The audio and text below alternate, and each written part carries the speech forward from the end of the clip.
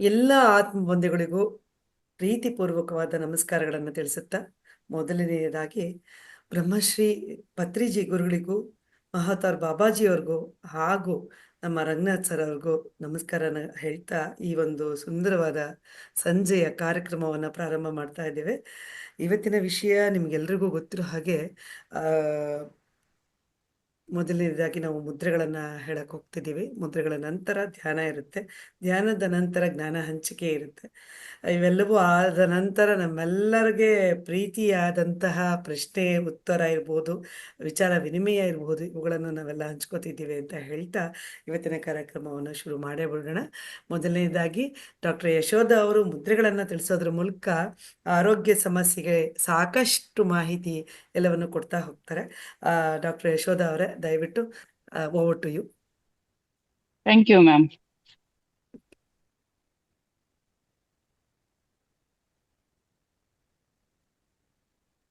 ಎಲ್ಲರಿಗೂ ನಮಸ್ಕಾರ.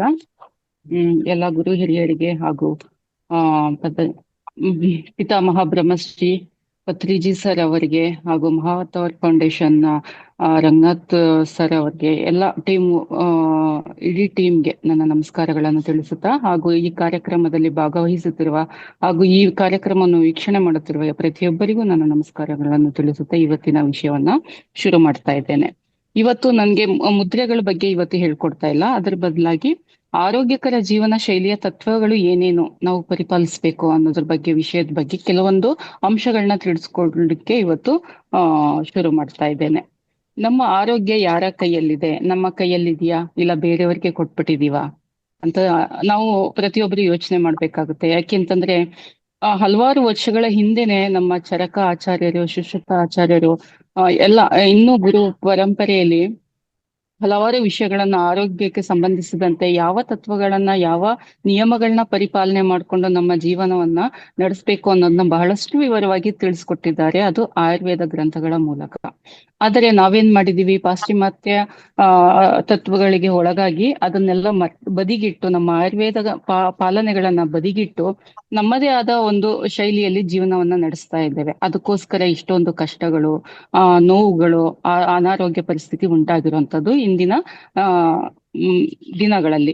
ಸೊ ಆದ್ರಿಂದ ಯಾವ ರೀತಿ ನಮ್ಮ ನಿಯಮ ಪಾಲನೆ ಮಾಡ್ಕೊಳ್ಬೇಕು ಅನ್ನೋದ್ರ ಬಗ್ಗೆ ಇವತ್ತು ಇಷ್ಟು ಕಾಲಾವಕಾಶದಲ್ಲಿ ಎಷ್ಟು ಸಾಧ್ಯವೋ ಅಷ್ಟು ಅಂಶಗಳನ್ನ ನಿಮ್ಮ ಮುಂದೆ ಪ್ರಸ್ತುತಪಡಿಸಲು ಇಚ್ಛೆ ಪಡ್ತೇನೆ. ಅದು ಯಾವ್ದು ಅಂತ ಇದಕ್ಕೆ ನಾವು ಪರಿಪಾಲನೆ ಮಾಡದೇ ಇರೋ ಕಾರಣಗಳು ಏನೇ ಇರ್ಲಿ, ಎಷ್ಟೇ ಇರ್ಲಿ, ಬಟ್ ಆಚಾರ್ಯರು ಏನು ಹೇಳಿದ್ದಾರೆ ಅದನ್ನ ನಿಯಮ ಪಾಲನೆಯನ್ನ ಇಂದಿಗೂ ಸಹ ನಾವು ಪರಿಪಾಲಿಸಬಹುದು ಅಂತ ಹೇಳಲಿಕ್ಕೆ ನಾನು ಇಚ್ಛೆ ಪಡ್ತಾ ಇದ್ದೇನೆ. ಆ ನಿಯಮಗಳು ಏನೇನು ಅಂತ ತಿಳಿಯೋದಾದ್ರೆ ದಿನಚರ್ಯ, ಋತುಚರ್ಯ, ಸ್ವಸ್ಥ ವೃತ್ತ, ಪೂರ್ಣ ಆರೋಗ್ಯ ಯೋಗ, ಪೂರ್ಣ ಆರೋಗ್ಯಕ್ಕಾಗಿ ಯೋಗ, ಪ್ರಾಣಾಯಾಮ, ಧ್ಯಾನ, ನೈರ್ಮಲ್ಯ ಮತ್ತು ಆರೋಗ್ಯ ರಕ್ಷಣೆ, ಮಕ್ಕಳ ಆರೈಕೆ ಮತ್ತು ವೃದ್ಧಾಪ್ಯ ಜೀವನದಲ್ಲಿ ಹೇಗೆ ನಾವು ಪರಿಪಾಲನೆ ಮಾಡ್ಕೋಬೇಕು ನಿಯಮಗಳನ್ನ ಅನ್ನೋದು, ಹಾಗೂ ಗರ್ಭಿಣಿ ಪರಿಚರ್ಯ, ಗರ್ಭಿಣಿಯಾಗಿದ್ದಾಗ ಅವರ ಆರೈಕೆ ಹೇಗೆ ಮಾಡಬೇಕು, ಮತ್ತೆ ರೋಗಗಳು ಮತ್ತು ಚಿಕಿತ್ಸಾ ನಿಯಮಗಳನ್ನ ಹೇಗೆ ಪಾಲಿಸ್ಬೇಕು, ಹಾಗೆ ರೋಗಿಗಳಾಗಿದ್ದಾಗ ನಾವು ಉಪಚಾರವನ್ನ ಹೇಗೆ ಮಾಡ್ಬೇಕು ಅನ್ನೋದ್ರ ಬಗ್ಗೆ ಒಂದೊಂದೇ ಅಂಶಗಳನ್ನ ತಿಳಿದುಕೊಳ್ಳೋಣ. ಆದ್ರೆ ಇಷ್ಟು ವಿಷಯಗಳನ್ನ ತಿಳಿಸ್ಲಿಕ್ಕೆ ಬಹಳಷ್ಟು ಸಮಯ ಹಿಡಿಯೋದ್ರಿಂದ ನಾವು ಇವತ್ತು ಒಂದು ವಿಷಯದ ಬಗ್ಗೆ ನಾನು ಕೆಲವೊಂದು ಅಂಶಗಳನ್ನ ತಿಳಿಸ್ಕೊಳ್ತಾ ಹೋಗ್ತೇನೆ. ಅದರಲ್ಲಿ ಮೊದಲನೇದಾಗಿ ದಿನಚರ್ಯ.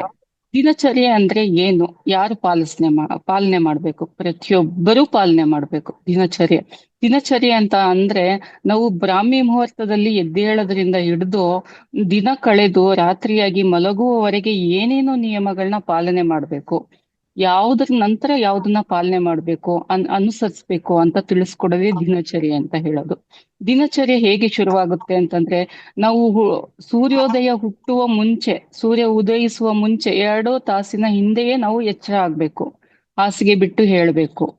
ಆಗ ಮಾತ್ರ ನಮ್ಮ ದಿನದ ಕಾರ್ಯಗಳು ಶುರುವಾಗ್ಲಿಕ್ಕೆ ಸುಸಮಯ ಅಂತ ಹೇಳ್ಬೋದು. ಹಾಗಾಗಿ ಬ್ರಾಹ್ಮಿ ಮುಹೂರ್ತೆ ಉತ್ತಿಷ್ಠೇತ್ ಅಂತ ಹೇಳ್ತೀವಿ. ಬ್ರಾಹ್ಮಿ ಮುಹೂರ್ತದಲ್ಲಿ ನಾವು ಎದ್ದೇಳ್ಬೇಕು. ಎದ್ದ ನಂತರ ಏನ್ ಮಾಡ್ಬೇಕು, ನಮ್ಮ ದಿನನಿತ್ಯ ಕರ್ಮಗಳನ್ನ ಮುಗಿಸ್ಕೊಳ್ಬೇಕು. ಮಲ ಮೂತ್ರ ವಿಸರ್ಜನೆಯನ್ನು ಮಾಡೋದು, ಶುಚಿತ್ವವನ್ನು ಕಾಪಾಡ್ಕೊಳ್ಳೋದು. ಅದರ ನಂತರ ದಂತಧಾವನ ಮಾಡ್ಬೇಕು. ದಂತಧಾವನ ಹೇಗ್ ಮಾಡ್ತಾ ಇದೀವಿ ಇವಾಗ, ಪ್ಲಾಸ್ಟಿಕ್ ಪುಡಿದಂತಹ ಬ್ರಷ್ಗಳನ್ನ ಯೂಸ್ ಮಾಡ್ತೀವಿ, ಪೇಸ್ಟ್ಗಳ ತರಾವರಿ ಬ್ರಷ್ಗಳಿದೆ, ಪೇಸ್ಟ್ಗಳಿದೆ. ಅದನ್ನ ಯೂಸ್ ಮಾಡ್ತಾ ಇದ್ವಿ. ಯಾವ ಪೇಸ್ಟ್ ಅಲ್ಲಾದ್ರೂ ಒಂದು ಅಂಶಗಳು, ಒಂದು ಗುಣಕಾರಿಯಾದಂತ ಅಂಶಗಳು ಇವೆಯಾ ಅದನ್ನ ನಾವು ಪ್ರಶ್ನೆ ಮಾಡ್ಕೊಳ್ಬೇಕಾಗುತ್ತೆ. ಆದರೆ ಗ್ರಂಥಗಳಲ್ಲಿ ಉಲ್ಲೇಖ ಮಾಡಿರೋ ಪ್ರಕಾರ ನಾವು ಯಾವ್ದ್ರಿಂದ ದಂತಧಾವನ ಮಾಡ್ಬೇಕು, ದಂತಧಾವನ ಅಂತಂದ್ರೆ ಇಲ್ಲಿ ಬ್ರಷಿಂಗ್ ಟೀತ್, ಹಲ್ ಬ್ರಷ್ ಮಾಡೋದು, ಅದನ್ನ ಯಾವ ಔಷಧಿ ಸಸ್ಯಗಳಿಂದ ಮಾಡ್ಬೇಕು ಅಂತ ಹೇಳದ್ನ ಉಲ್ಲೇಖ ಮಾಡ್ತಾರೆ ನೋಡಿ. ಕದಿರ, ಬೇವು, ಬಬ್ಬುಲ, ಹೀಗೆ ಹಲವಾರು ಔಷಧಿ ಸಸ್ಯಗಳಿಂದ, ಅದರ ಕಡ್ಡಿಗಳಿಂದ, ಕಡ್ಡಿ ಅಂತಂದ್ರೆ ನಮ್ಮ ದೇಹಕ್ಕೆ ಅನುಗುಣವಾಗಿ ನಾವು ನಮ್ಮ ಕಿರುಬೆರಳು ಗಾತ್ರದ ಕಡ್ಡಿಯನ್ನ ತೆಗೆದುಕೊಳ್ಬೇಕಂತೆ. ಕಿರುಬೆರಳು ಗಾತ್ರದ ನಮ್ಮ ಕಿರುಬೆರಳು ಅಂತಂದ್ರೆ ಅವರವರೇ ದೇಹದ ಕಿರುಬೆರಳಿನ ಗಾತ್ರದಷ್ಟು ಮಾತ್ರ ಕಡ್ಡಿಯನ್ನ ತೆಗೆದುಕೊಂಡು, ಬೇವಿನ ಕಡ್ಡಿ ಆಗಿರ್ಬೋದು, ಜಾಲಿ ಮರದ ಕಡ್ಡಿ, ಬಬ್ಬುಲ ಮರದ ಕಡ್ಡಿಯನ್ನ ತೆಗೆದುಕೊಂಡು ಅದನ್ನ ಚೆನ್ನಾಗಿ ಅಗಿಬೇಕು. ಮುಂದ್ಗಡೆ ಇರೋಂತ ಪಾರ್ಟ್ ಅನ್ನ ಚೆನ್ನಾಗಿ ಅಗದು ಬ್ರಷ್ ರೀತಿ ಮಾಡ್ಕೊಳ್ಬೇಕು. ಅದನ್ನ ಬ್ರಷ್ ರೀತಿ, ಅದು ಆಮೇಲೆ ಹೇಳ್ತೀನಿ. ಅದು ಬ್ರಷ್ ರೀತಿ ಮಾಡ್ಕೊಂಡಾಗ ಅದು ಚೆನ್ನಾಗಿ ದಂತಗಳನ್ನೆಲ್ಲ ಅದ್ರಲ್ಲೇ ಬ್ರಷ್ ಮಾಡ್ಬೇಕು. ಏಕೆಂತಂದ್ರೆ ಈ ನಾನು ಹೇಳಿದ ಔಷಧಿ ಸಸ್ಯಗಳೆಲ್ಲ ಕಷಾಯ, ಕಟು, ತಿಕ್ತ ರಸ ಇರ್ಬೇಕು. ಕಷಾಯ ಅಂದ್ರೆ ಒಗರು, ಕಟು ಅಂದ್ರೆ ಖಾರ ಇರೋದು, ಮತ್ತೆ ತಿಕ್ತ ಅಂದ್ರೆ ಕಹಿ ಇರುತ್ತೆ. ಈ ಎಲ್ಲಾ ಗುಣಗಳು ಆ ಔಷಧಿ ಸಸ್ಯಗಳಲ್ಲಿ ಇರುತ್ತೆ. ಅಂತ ಸಸ್ಯಗಳನ್ನ ಮಾತ್ರ ನಾವು ದಂತಧಾವನಕ್ಕೆ ಬಳಸ್ಬೇಕು. ಮಧುರ ಗುಣ ಇರೋಂಥದ್ದು ಬಳಸಬಾರ್ದು. ಮಧುರ ಅಂದ್ರೆ ಸಿಹಿ ಇರೋಂಥದ್ದು ಬಳಸಬಾರ್ದು. ಅದರಲ್ಲಿ ಉಲ್ಲೇಖನೆ ಮಾಡಿದ್ದಾರೆ. ಸೊ ಹಾಗಾಗಿ ಅಂತ ಕಡ್ಡಿಗಳಿಂದ ನಾವು ದಂತಧಾವನ ಮಾಡಬೇಕು. ಆದಷ್ಟು ಪ್ರಮಾಣದಲ್ಲಿ ನೀವು ಪೇಸ್ಟ್ಗಳನ್ನ ವರ್ಜಿಸೋದು ಉತ್ತಮ ಅಂತ ಹೇಳ್ತೀನಿ. ಯಾಕೆಂದ್ರೆ ಅದರಲ್ಲಿ ತುಂಬಾ ಕೆಮಿಕಲ್ಸ್ ಇದಾವೆ, ಅದನ್ನ ಉಪಯೋಗಿಸೋದು ಒಳ್ಳೇದಲ್ಲ. ಅದ್ರ ಜೊತೆಗೆ ಆ ಗಮ್ಗಳಿಗೆ, ಒಸಡುಗಳಿಗೆ ಏನು ಅದಕ್ಕೆ ಹರ್ಟ್ ಆಗ್ದಂಗೆ ನಾವು ಹಲ್ಲುಜ್ಬೇಕು. ಆ ಕಡ್ಡಿಗಳಿಂದ, ಕಡ್ಡಿ ಅಂದ ತಕ್ಷಣ ನಾವು ಎಲ್ಲೆಲ್ಲೋ ಹಾಗೆ ಉಜ್ಜಬಾರ್ದು.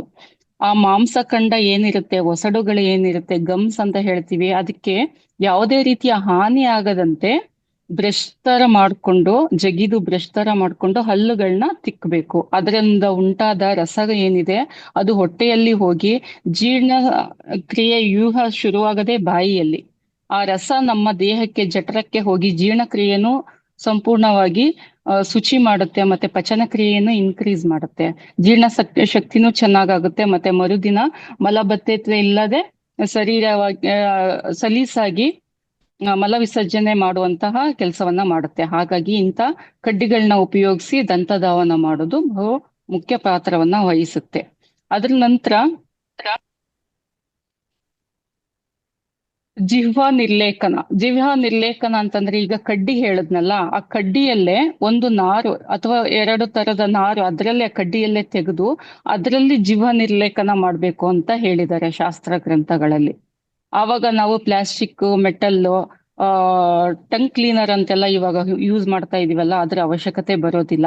ಅದೇ ಕಡ್ಡಿ ನಾರಿನಿಂದ ಜೀವ ನಿರ್ಲೇಖನ ಮಾಡಿದಾಗ, ಕೆಲವೊಮ್ಮೆ ನೋಡಿ ಬೆಳಗ್ಗೆ ಹೊತ್ತು ಅಥವಾ ಜ್ವರ ಬಂದಾಗ ನಮ್ಮ ನಾಲ್ಗೆ, ಜೀವ ನಿರ್ಲೇಖನ ಅಂದ್ರೆ ಟಂಗ್, ನಾಲಿಗೆಯಲ್ಲಿ ಪದರವಾಗಿ ಶ್ವೇತವರ್ಣದ ಪದರ ಉತ್ಪತ್ತಿ ಆಗಿರುತ್ತೆ. ಅದು ಯಾಕೆ ಅಂತಂದ್ರೆ ನಮ್ಮಲ್ಲಿ ಪಚನ ಕ್ರಿಯೆ ಸರಿಯಾಗಿ ಆಗದಿದ್ದಾಗ, ಮತ್ತೆ ಜ್ವರ ಆದಂತ ಸಂದರ್ಭದಲ್ಲಿ ಜೀರ್ಣಕ್ರಿಯೆ ಸರಿಯಾಗಿ ಆಗದಿದ್ದಾಗ ಆ ಲೇಯರ್ ಉತ್ಪತ್ತಿ ಆಗಿರುತ್ತೆ. ಸೊ ಅದನ್ನೆಲ್ಲ ಹೋಗ್ಬೇಕು, ಸರಿಯಾದ ಜೀರ್ಣಕ್ರಿಯೆ ಚೆನ್ನಾಗಾಗ್ಬೇಕು ಅಂದ್ರೆ ಜಿಹ್ವ ನಿರ್ಲೇಖನ ಅದನ್ನು ಮಾಡ್ಬೇಕು. ನಾಲ್ಗೆಯನ್ನು ಚೆನ್ನಾಗಿ ತಿಕ್ಕಿ ತೊಳೆಯುವಂತನು ಕ್ರಿಯೆಯನ್ನು ಮಾಡ್ಬೇಕು. ಅದರಿಂದ ನಮ್ಮ ಟೇಸ್ಟ್ ಬರ್ಡ್ಗಳು ಸಕ್ರಿಯವಾಗಿ ಕೆಲಸ ಮಾಡ್ಲಿಕ್ಕೆ ಶುರುವಾಗುತ್ತೆ. ಅದಾದ ನಂತರ ಕವಲ ಗಂಡೂಷ ಅಂತ ಹೇಳ್ತೀವಿ. ಕವಲ ಮತ್ತೆ ಗಂಡೂಷ, ಜಲಗಂಡೂಷ, ಗಾರ್ಗ್ಲಿಂಗ್ ಮಾಡೋದನ್ನ ಗಂಡೂಷ ಅಂತ ಹೇಳ್ತೀವಿ. ಗಾರ್ಗ್ಲಿಂಗ್ ಮಾಡೋದ್ರಿಂದ ನಮ್ಮ ಬಾಯಿಯ ಒಸಡಿನ ಯಾವುದೇ ಕಾಯಿಲೆಗಳಿದ್ರೆ ವಾಸಿ ಆಗುತ್ತೆ. ಡೆಂಟಿಸ್ಟ್ಗಳ ಹತ್ರ ಹೋಗೋದು ತಪ್ಪುತ್ತೆ. ಈಗ ಆಯಿಲ್ ಪುಲ್ಲಿಂಗು ಹೊಸ ಟ್ರೆಂಡ್ ಶುರುವಾಗಿದೆ. ಅದು ಹೊಸದೇನಲ್ಲ, ಆಕ್ಚುಲಿ ಇದು ನಮ್ಮ ಆಯುರ್ವೇದ ಶಾಸ್ತ್ರದಲ್ಲಿ ಮೊದಲೇ ಹೇಳಿದಂತಹ ಕ್ರಿಯೆ ಇದು. ಆಯಿಲ್ನ ಸಾಸಿವೆಣ್ಣೆ ಅಥವಾ ತಿಲ ತೈಲ ಯಾವ್ದಾದ್ರು ಆಯಿಲ್ ಇಟ್ಕೊಂಡು ಬಾಯಲ್ಲಿ ಅದನ್ನ ನುಂಗದೇನೆ ಒಂದು 10 ನಿಮಿಷಗಳ ಕಾಲ ಬಾಯಲ್ಲೇ ಇಟ್ಕೊಂಡು ಅದನ್ನ ಆಚೆ ತೆಗೆಯುವಂಥದ್ದು ಅದು. ಮತ್ತೆ ಗಾರ್ಗ್ಲಿಂಗ್ ಬಂದು ಬಿಸಿ ನೀರು, ಉಗುರು ಬೆಚ್ಚಗಿರೋ ನೀರನ್ನ ಹಾಕ್ಬಿಟ್ಟು ಗಾರ್ಗ್ಲಿಂಗ್ ಮಾಡೋಂಥದ್ದು. ಇದರಿಂದ ನಮ್ಮ ಒಸಡಿನ ಬಾಯಿಯ ಸಮಸ್ಯೆ, ನಾಲ್ಗೆ ಇಂಥ ಯಾವುದೇ ಸಮಸ್ಯೆ ಇದ್ರೂ ಅದು ಬರ್ದಂತೆ ತಡೆಯುತ್ತೆ. ಮತ್ತೆ ಶಕ್ತಿ ಜಾಸ್ತಿ ಆಗುತ್ತೆ, ಅಗಿಯುವಂತ ಶಕ್ತಿ ಜಾಸ್ತಿ ಆಗುತ್ತೆ. ಹಲ್ಲುಗಳು ಕೇರಿಸ್ ಟೀತ್ ಅನ್ನೋದೆಲ್ಲ ಇವಾಗ ಜಾಸ್ತಿ ಸಾಮಾನ್ಯವಾಗಿ ಕಂಡು ಬರುತ್ತೆ. ರೂಟ್ ಕೆನಲ್ ಎಲ್ಲ ಮಾಡಿಸ್ಕೊಳ್ತೀರಾ. ಸೊ ಅದನ್ನೆಲ್ಲ ತಪ್ಪಿಸ್ಬೇಕು ಅಂತಂದ್ರೆ ಈ ನಿಯಮಗಳನ್ನ ಪಾಲಿಸ್ಬೇಕಾಗುತ್ತೆ. ಅದ್ರ ನಂತರ ನಿಮ್ಗೆ ಹೇಳ್ಬೋದು ಅಂತಂದ್ರೆ ಅಕ್ಷಿ ಪ್ರಕ್ಷಾಲನ. ಅಕ್ಷಿ ಪ್ರಕ್ಷಾಲನ ಅಂತಂದ್ರೆ ಏನು? ಅಕ್ಷಿ ಅಂದ್ರೆ ಕಣ್ಣು. ಕಣ್ಣನ್ನ ನಾವು ತೊಳ್ಕೋಬೇಕು ಅಂತ. ಕಣ್ಣನ್ನ ಹೇಗೆ ತೊಳೆಯುದು? ದಿನನಿತ್ಯ ಕಾರ್ಯಗಳಲ್ಲಿ ಆಚೆ ಓಡಾಡುವಾಗ ಧೂಳು, ಹೊಗೆ, ಅನೇಕ ಕಾರಣಗಳಿಂದ ನಮ್ಮ ಕಣ್ಣಿನಲ್ಲಿ ಕ್ರಿಮಿಕೀಟಗಳು ಯಾವ್ದಾದ್ರೂ ಸರಿ, ಸಣ್ಣ ಸೂಕ್ಷ್ಮ ಕಣಗಳು ನಮ್ಮ ಕಣ್ಣಿಗೆ ಹೋಗ್ಬಿಟ್ಟು ಕಣ್ಣಿಗೆ ಬಾಧೆಯನ್ನ ಕೊಡ್ತಾ ಇರುತ್ತೆ. ಅಂತ ಟೈಮಲ್ಲಿ ನಾವು ಅಕ್ಷಿ ಪ್ರಕ್ಷಾಲನವನ್ನ ಮಾಡ್ಬೇಕು ಅಂತ ಹಿಂದೆನೆ ಹೇಳಿದ್ದಾರೆ. ಹೀಗೆ ಮಾಡೋದ್ರಿಂದ ನಮ್ಮ ಕಣ್ಣುಗಳು ತೇಜಸ್ಸು ಜಾಸ್ತಿ ಆಗುತ್ತೆ. ಜೊತೆಗೆ ಇದನ್ನ ಯಾವ ರೀತಿ ಪ್ರಕ್ಷಾಲನ ಮಾಡೋದು ಅಂತಂದ್ರೆ ಐ ಕ್ಯಾಪ್ ಅಂತ ಸಿಗುತ್ತೆ. ಪ್ಲಾಸ್ಟಿಕ್ ಇಷ್ಟು ಉದ್ದ ಸೈಜ್ ಅಲ್ಲಿ ಇರುತ್ತೆ ಐ ಕ್ಯಾಪ್ ಅಂತ. ಕೇವಲ ಕಣ್ಣು ಮಾತ್ರ ಒಳಗಡೆ ಹೋಗೋ ತರ ಇರುತ್ತೆ. ಐ ಕ್ಯಾಪ್ ಎಲ್ಲಾದ್ರೂ ಆಯುರ್ವೇದಿಕ್ ಶಾಪ್ಗಳಲ್ಲಿ ಸಿಕ್ಕರೆ ನೀವು ತಗೊಂಡು ತ್ರಿಫಲ ಕಷಾಯವನ್ನ ಮಾಡಿಕೊಂಡು ಪ್ರತಿ ದಿವಸ ಕಣ್ಣನ್ನ ಆ ಕಷಾಯದ ಮೂಲಕ ಪ್ರಕ್ಷಾಲನ ಮಾಡುವಂತದ್ನ ರೂಢಿ ಮಾಡ್ಕೊಳ್ಬಹುದು. ಆಗ ಕಣ್ಣಿನ ಶಕ್ತಿ ಮತ್ತೆ ದೃಷ್ಟಿ ಹೆಚ್ಚಾಗಿ ಆಗುತ್ತೆ. ಅದ್ರ ನಂತರ ಏನ್ ಮಾಡ್ಬೇಕು ನಾವು? ಅಭ್ಯಂಗ. ಹಿಂದೆ ಹೇಳಿದ್ದಾರೆ ಪ್ರತಿನಿತ್ಯ ಅಭ್ಯಂಗ ಮಾಡ್ಕೊಳ್ಬೇಕು ಅಂದ್ರೆ. ಅಭ್ಯಂಗ ಅಂದ್ರೆ ನಮ್ಮ ದೇಹಕ್ಕೆ ಎಣ್ಣೆಯಿಂದ ಮಸಾಜ್ ಮಾಡ್ಕೊಳ್ಳೋದು. ಅದು ಪ್ರತಿನಿತ್ಯ ಅಭ್ಯಾಸ ಮಾಡ್ಕೊಂಡ್ರೆ ಒಳ್ಳೇದು ಅಂತ ಹೇಳಿದ್ರು. ಆಗ್ಲಿಲ್ಲ ಪ್ರತಿದಿನ ಅಂತ ಅಂದ್ರೆ ಅಟ್ಲೀಸ್ಟ್ ಒಂದು ವಾರಕ್ಕೊಮ್ಮೆ ಆದ್ರೂ ಮಾಡ್ಬೇಕಾಗುತ್ತೆ. ಅದರಿಂದ ಏನೇನಾಗುತ್ತೆ? ದೇಹದ ಚರ್ಮ, ನಮ್ಮ ಚರ್ಮಕ್ಕೆ ಮಾಡೋದ್ರಿಂದ ಪಂಚೇಂದ್ರಿಯಗಳಲ್ಲಿ ಚರ್ಮ ಒಂದು ದೊಡ್ಡ ಅಂಗ. ಅದು ಇಡೀ ಶರೀರವನ್ನ ಆವರಿಸ್ಕೊಂಡಿರುವಂತದ್ದು. ಅದಕ್ಕೆ ನಾವು ಮಸಾಜ್ ಮಾಡೋದ್ರಿಂದ ನಮ್ಮ ಮಾಂಸಖಂಡಗಳ ಬಲವನ್ನ ಹೆಚ್ಚಿಸುತ್ತೆ, ಹಾಗೂ ದೇಹ ಬಲಿಷ್ಠ ಆಗುತ್ತೆ, ರಕ್ತ ಪರಿಚಲನೆ ಸಮರ್ಪಕವಾಗಿ ಆಗುತ್ತೆ. ಇದನ್ನ ಮಸಾಜ್ ಮಾಡ್ಕೊಳ್ಳೋದಿಕ್ಕೆ ನಾವು ಕೊಬ್ಬರೆಣ್ಣೆ ಯೂಸ್ ಮಾಡ್ಬೋದು, ಸಾಸಿವೆ ಎಣ್ಣೆ ಯೂಸ್ ಮಾಡ್ಬೋದು, ಎಳ್ಳೆಣ್ಣೆ ಯೂಸ್ ಮಾಡ್ಬೋದು.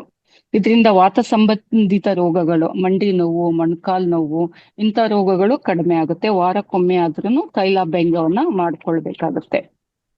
ಅಭ್ಯಂಗ ಮಾಡಿದ ನಂತರ ವ್ಯಾಯಾಮ ಮಾಡ್ಬೇಕು ಅಂತ ಹೇಳ್ತಾರೆ. ಪ್ರತಿನಿತ್ಯ ವ್ಯಾಯಾಮ ಮಾಡ್ಬೇಕು. ಯಾಕೆಂದ್ರೆ ನಾವು ಒಂದೇ ಕಡೆ ಕುತ್ಕೊಂಡ್ರೆ ಅದು ಜಡತ್ವ ಉಂಟಾಗುತ್ತೆ, ಆಲಸ್ಯತನ ಉಂಟಾಗುತ್ತೆ, ನಮ್ಮ ದೇಹದಲ್ಲಿ ಕೊಬ್ಬಿನಾಂಶ ಜಾಸ್ತಿ ಬೆಳೆಯುತ್ತೆ, ನಮ್ಮ ದೇಹದಲ್ಲಿ ಉತ್ಪತ್ತಿಯಾಗುವಂತ ಬೆವರು ಆಚೆ ಬರೋದಿಲ್ಲ. ತ್ಯಾಜ್ಯ ವಸ್ತುಗಳು ಆಚೆ ಬರೋದೇ ಬೆವರಿನ ಮೂಲಕ. ವ್ಯಾಯಾಮ ಮಾಡಿದಾಗಷ್ಟೇ ನೀವು ಸರಿಯಾದ ರೀತಿಯಲ್ಲಿ ಬೆವರಿನ ಉತ್ಪತ್ತಿಯಾಗಿ ಅದು ಆಚೆ ಬರ್ಲಿಕ್ಕೆ ಸಾಧ್ಯ ಆಗುತ್ತೆ. ವ್ಯಾಯಾಮ ಮಾಡಿದಾಗ ಏನೇನು ಅನುಕೂಲಗಳಾಗುತ್ತೆ ಅಂದ್ರೆ ದೇಹ ಹಗುರವಾಗುತ್ತೆ, ಶಾರೀರಿಕ ಕಾರ್ಯಕ್ಷಮತೆ ವರ್ಧಿಸುತ್ತೆ, ಬೊಜ್ಜು ನಿವಾರಣೆ ಆಗುತ್ತೆ. ವ್ಯಾಯಾಮ ಮಾಡಲು ಬೆಳಗಿನ ಸಮಯ ಸೂಕ್ತಕರವಾಗಿರೋದು.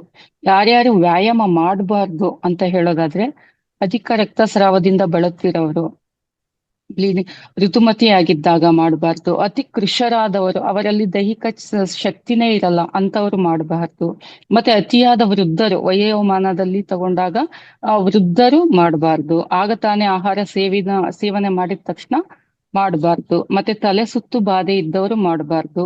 ಹೃದ್ರೋಗ ಇದ್ದವರು, ಹೃದ್ರೋಗ ಸಂಬಂಧಿತ ಕಾಯಿಲೆಗಳಿದ್ದಂಥವ್ರು ವ್ಯಾಯಾಮವನ್ನ ಮಾಡಬಾರ್ದು. ಲೈಟ್ ಎಕ್ಸಸೈಸ್ ಮಾಡ್ಬೋದು, ವಾಕಿಂಗ್ ಮಾಡ್ಬೋದು ಅಂಥವ್ರು. ಮತ್ತೆ ವ್ಯಾಯಾಮದ ನಂತರ ಏನ್ ಮಾಡ್ಬೇಕು ಅಂತ ಹೇಳಿದ್ದಾರೆ ಅಂತಂದ್ರೆ ಸ್ನಾನ. ದಿನನಿತ್ಯ ಸ್ನಾನವನ್ನ ಅವರು ಆ ಉಲ್ಲೇಖನ ಮಾಡಿದ್ದಾರೆ. ದಿನನಿತ್ಯ ಸ್ನಾನ ಮಾಡೋದ್ರಿಂದ ಏನೇನಾಗುತ್ತೆ? ನಮ್ಮಲ್ಲಿ ದೇಹ ಶಕ್ತಿ ವೃದ್ಧಿ ಆಗುತ್ತೆ, ಉತ್ಸಾಹಗೊಳ್ತೀವಿ, ಮತ್ತೆ ಅಗ್ನಿ ದೀಪ್ತಿ ಆಗುತ್ತೆ, ದೇಹದಲ್ಲಿ ಬಲ ಉಂಟಾಗುತ್ತೆ, ಹೊಸ ಚೈತನ್ಯ ಹುರುಪು ಉಂಟಾಗುತ್ತೆ, ಶರೀರದ ಆಯಾಸ ದುರ್ಗಂಧವನ್ನು ಹೋಗಲಾಡಿಸುತ್ತದೆ. ಸ್ನಾನದ ನಂತರ ಸಾಮಾನ್ಯವಾಗಿ ಮಾಡುವಂಥದ್ದು ಅವ್ರು ಮೊದಲೇ ಉಲ್ಲೇಖ ಮಾಡಿರುವುದು ಕೂಡ ದೇವತಾರ್ಚನೆ, ದೇವರ ಪೂಜೆಯನ್ನ ಮಾಡುವುದು. ನಮ್ಮ ನಂಬಿಕೆಗೆ ತಕ್ಕಂತೆ ನಾವು ಪೂಜೆಯನ್ನ ಮಾಡುವಂಥದ್ದು. ಭಕ್ತಿ ಮಾರ್ಗವಾಗಿದ್ದಾರೆ, ನಾವು ಪೂಜೆಯನ್ನ ಅರ್ಪಿಸಿ ದೇವರಿಗೆ ಸಮರ್ಪಣೆ ಮಾಡಿ ಹೂವು ದೀಪಗಳಿಂದ ಅವರಿಗೆ ಅರ್ಚನೆ ಮಾಡುವಂಥದ್ದು. ಇಲ್ಲ ನಾನು ಪೂಜೆ ಮಾಡೋದು ನನ್ಗೆ ಅಭ್ಯಾಸ ಇಲ್ಲ ಅಂತಂದ್ರೆ ಧ್ಯಾನವನ್ನ ಮಾಡೋದು. ಧ್ಯಾನವನ್ನು ಮಾಡಿ ಆತ್ಮ ಸಾಕ್ಷಾತ್ಕಾರ ಹೊಂದುವ ನಿಟ್ಟಿನಲ್ಲಿ, ಆತ್ಮ ಉನ್ನತಿಯನ್ನು ಪಡೆಯುವ ನಿಟ್ಟಿನಲ್ಲಿ ಧ್ಯಾನವನ್ನು ಪ್ರತಿನಿತ್ಯ ಅಭ್ಯಾಸ ಮಾಡಬೇಕು. ಯಾಕೆಂದ್ರೆ ಶರೀರಂ ಖಲು ಧರ್ಮ ಸಾಧನಂ ಅಂತ ಹೇಳ್ತೀವಿ. ಯಾಕೆಂದ್ರೆ ಧರ್ಮ ಅರ್ಥ ಕಾಮ ಮೋಕ್ಷಕ್ಕಾಗಿ ನಾವು ಶರೀರವನ್ನೇ ಒಂದು ಯಂತ್ರದಂತೆ ಸಾಧನವಾಗಿ ಬಳಸ್ತಾ ಇರೋದ್ರಿಂದ ನಮ್ಮ ಧರ್ಮ ಏನಿದೆಯೋ ಅದನ್ನ ಪಾಲಿಸೋದಕ್ಕೆ, ಹಣಕಾಸನ್ನು ಸಂಪಾದನೆ ಮಾಡ್ಲಿಕ್ಕೆ, ಹಾಗೇನೆ ನಮ್ಮ ಆಸೆ ಆಕಾಂಕ್ಷೆಗಳನ್ನ ನೆರವೇರಿಸ್ಕೊಳ್ಳೋದಿಕ್ಕೆ, ತೀರಿಸ್ಕೊಳ್ಳೋದಿಕ್ಕೆ ನಾವು ಶರೀರವನ್ನೇ ಬಳಸ್ತಾ ಇದ್ದೀವಿ. ಹಾಗೇನೆ ಮೋಕ್ಷ ಪ್ರಾಪ್ತಿಗಾಗಿ ನಮ್ಮ ಶರೀರ ಅತ್ಯವಶ್ಯಕ. ನಾವು ಶರೀರನೇ ಸರಿಯಾಗಿ ಇಟ್ಕೊಳ್ಳಿಲ್ಲ ಅಂತಂದ್ರೆ ಈ ನಾಲ್ಕು ಆ ಅಂಶಗಳನ್ನ ನಾವು ಪಡೆಯೋದಕ್ಕೆ ಚಾನ್ಸೇ ಇಲ್ಲ, ಸಾಧ್ಯನೇ ಇಲ್ಲ. ಆದ್ರಿಂದಾಗಿ ಶರೀರ ಬಹು ಮುಖ್ಯ ಸಾಧನ. ನಾವು ಶರೀರದ ಆರೋಗ್ಯ ಕಡೆ ಗಮನ ಕೊಡ್ಬೇಕು, ನಿಯಮ ಪಾಲನೆಗಳನ್ನ ಮಾಡ್ಬೇಕು, ಮತ್ತೆ ನಾವು ರೋಗ ಬರದಂತೆ ನಮ್ಮ ದೇಹವನ್ನ ನಾವು ಕಾಪಾಡ್ಕೊಳ್ಬೇಕು. ಅದ್ರ ನಂತರ ಹೇಳ್ತಾರೆ ಆರೋಗ್ಯ ಸೇವನೆ. ಸ್ನಾನ, ಈಗ ಅಲ್ಲಿಂದ ಹೇಳದ್ನಲ್ಲ, ವ್ಯಾಯಾಮ ಆಯ್ತು, ಸ್ನಾನ ಆಯ್ತು, ಧ್ಯಾನ, ದೇವರ ಪೂಜೆ ಆಯ್ತು, ಅದ್ರ ನಂತರ ಆಹಾರ ಸೇವನೆ ಮಾಡ್ಬೇಕು ಅಂತ ಹೇಳ್ತಾರೆ. ಪ್ರಕೃತಿಗೆ ಅನುಗುಣವಾಗಿ ಆಹಾರ ಸೇವನೆ ಮಾಡ್ಬೇಕು. ನಮ್ಮ ವಾತ ಪ್ರಕೃತಿಯ, ಪಿತ್ತ ಪ್ರಕೃತಿ ಅಥವಾ ಕಫ ಪ್ರಕೃತಿ, ಆ ಪ್ರಕೃತಿಗೆ ಅನುಗುಣವಾಗಿ ನಾವು ಯಾವ ರೀತಿ ಆಹಾರವನ್ನ ಸೇವನೆ ಮಾಡ್ಬೇಕು, ನಮ್ಮ ದೇಹಕ್ಕೆ ಯಾವುದು ಒಗ್ಗುವಂತ ಆಹಾರವನ್ನು ತಗೊಳ್ಬೇಕು ಅನ್ನೋದನ್ನ ತಿಳ್ಕೊಂಡು ಅದು ಸೇವನೆ ಮಾಡ್ಬೇಕು. ಅದ್ರ ಜೊತೆಗೆ ಋತುವಿಗೆ ಅನುಗುಣವಾಗಿ, ಋತುಚರ್ಯದಲ್ಲಿ ಅದು ಬರುತ್ತೆ, ಅದು ನೆಕ್ಸ್ಟ್ ಪಾರ್ಟು. ನಮ್ಮ 6 ಷಡ್ ಋತುಗಳಿದೆ, 6 ಋತುಗಳಿಗೆ ಅನುಗುಣವಾಗಿ ನಾವು ಆಹಾರವನ್ನ ಸೇವನೆ ಮಾಡಬೇಕು. ಆಹಾರ ಸೇವನೆಯ ಅಂಶವಾಗಿ ಇದರಲ್ಲಿ ಆರೋಗ್ಯಕರ ಆಹಾರ ಸೂತ್ರಗಳು ಏನೇನು, ಆಹಾರದ ಗುಣಗಳೇನು, ಆಹಾರದ ಪ್ರಮಾಣ, ಎಷ್ಟು ಪ್ರಮಾಣದಲ್ಲಿ ನಾವು ಆಹಾರ ಸೇವನೆ ಮಾಡಬೇಕು, ಆಹಾರ ಸೇವನಾ ಸ್ವಭಾವ ಮತ್ತೆ ಆ ವಾತಾವರಣ ಹೇಗಿರ್ಬೇಕು. ಆಹಾರ ಎಲ್ಲೆಲ್ಲೋ ಸೇವನೆ ಮಾಡ್ಲಿಕ್ಕಾಗೋದಿಲ್ಲ, ಅದಕ್ಕೊಂದು ವಾತಾವರಣ ಇರಬೇಕು. ಆಹಾರ ಹೇಗಿರಬೇಕು, ಅದರ ಸೇವನಾ ರೀತಿ ಹೇಗಿರಬೇಕು, ಆಹಾರ ಸೇವನೆಯ ಉಪಕ್ರಮಗಳೇನು, ಮತ್ತೆ ಉಪವಾಸ ಯಾವಾಗ ಮಾಡ್ಬೇಕು, ಯಾರು ಮಾಡ್ಬೇಕು, ಆಹಾರ ಸೇವನೆಯ ಪ್ರತ್ಯೌಷಧಗಳೇನು. ಇದನ್ನು ವಿವರಿಸಲು ಹೆಚ್ಚು ಕಾಲಾವಕಾಶ ಬೇಕಾಗಿರೋದ್ರಿಂದ ಅದನ್ನು ಮುಂದಿನ ಕ್ಲಾಸ್ಗಳಲ್ಲಿ ಅದನ್ನ ಪ್ರಸ್ತುತಪಡಿಸ್ತೇನೆ. ಅದರ ನಂತರ ನಾವು ನಮ್ಮ ದಿನನಿತ್ಯದ ಉದ್ಯೋಗ ಏನಿದೆ ಅದನ್ನ ಮಾಡ್ಬೇಕು.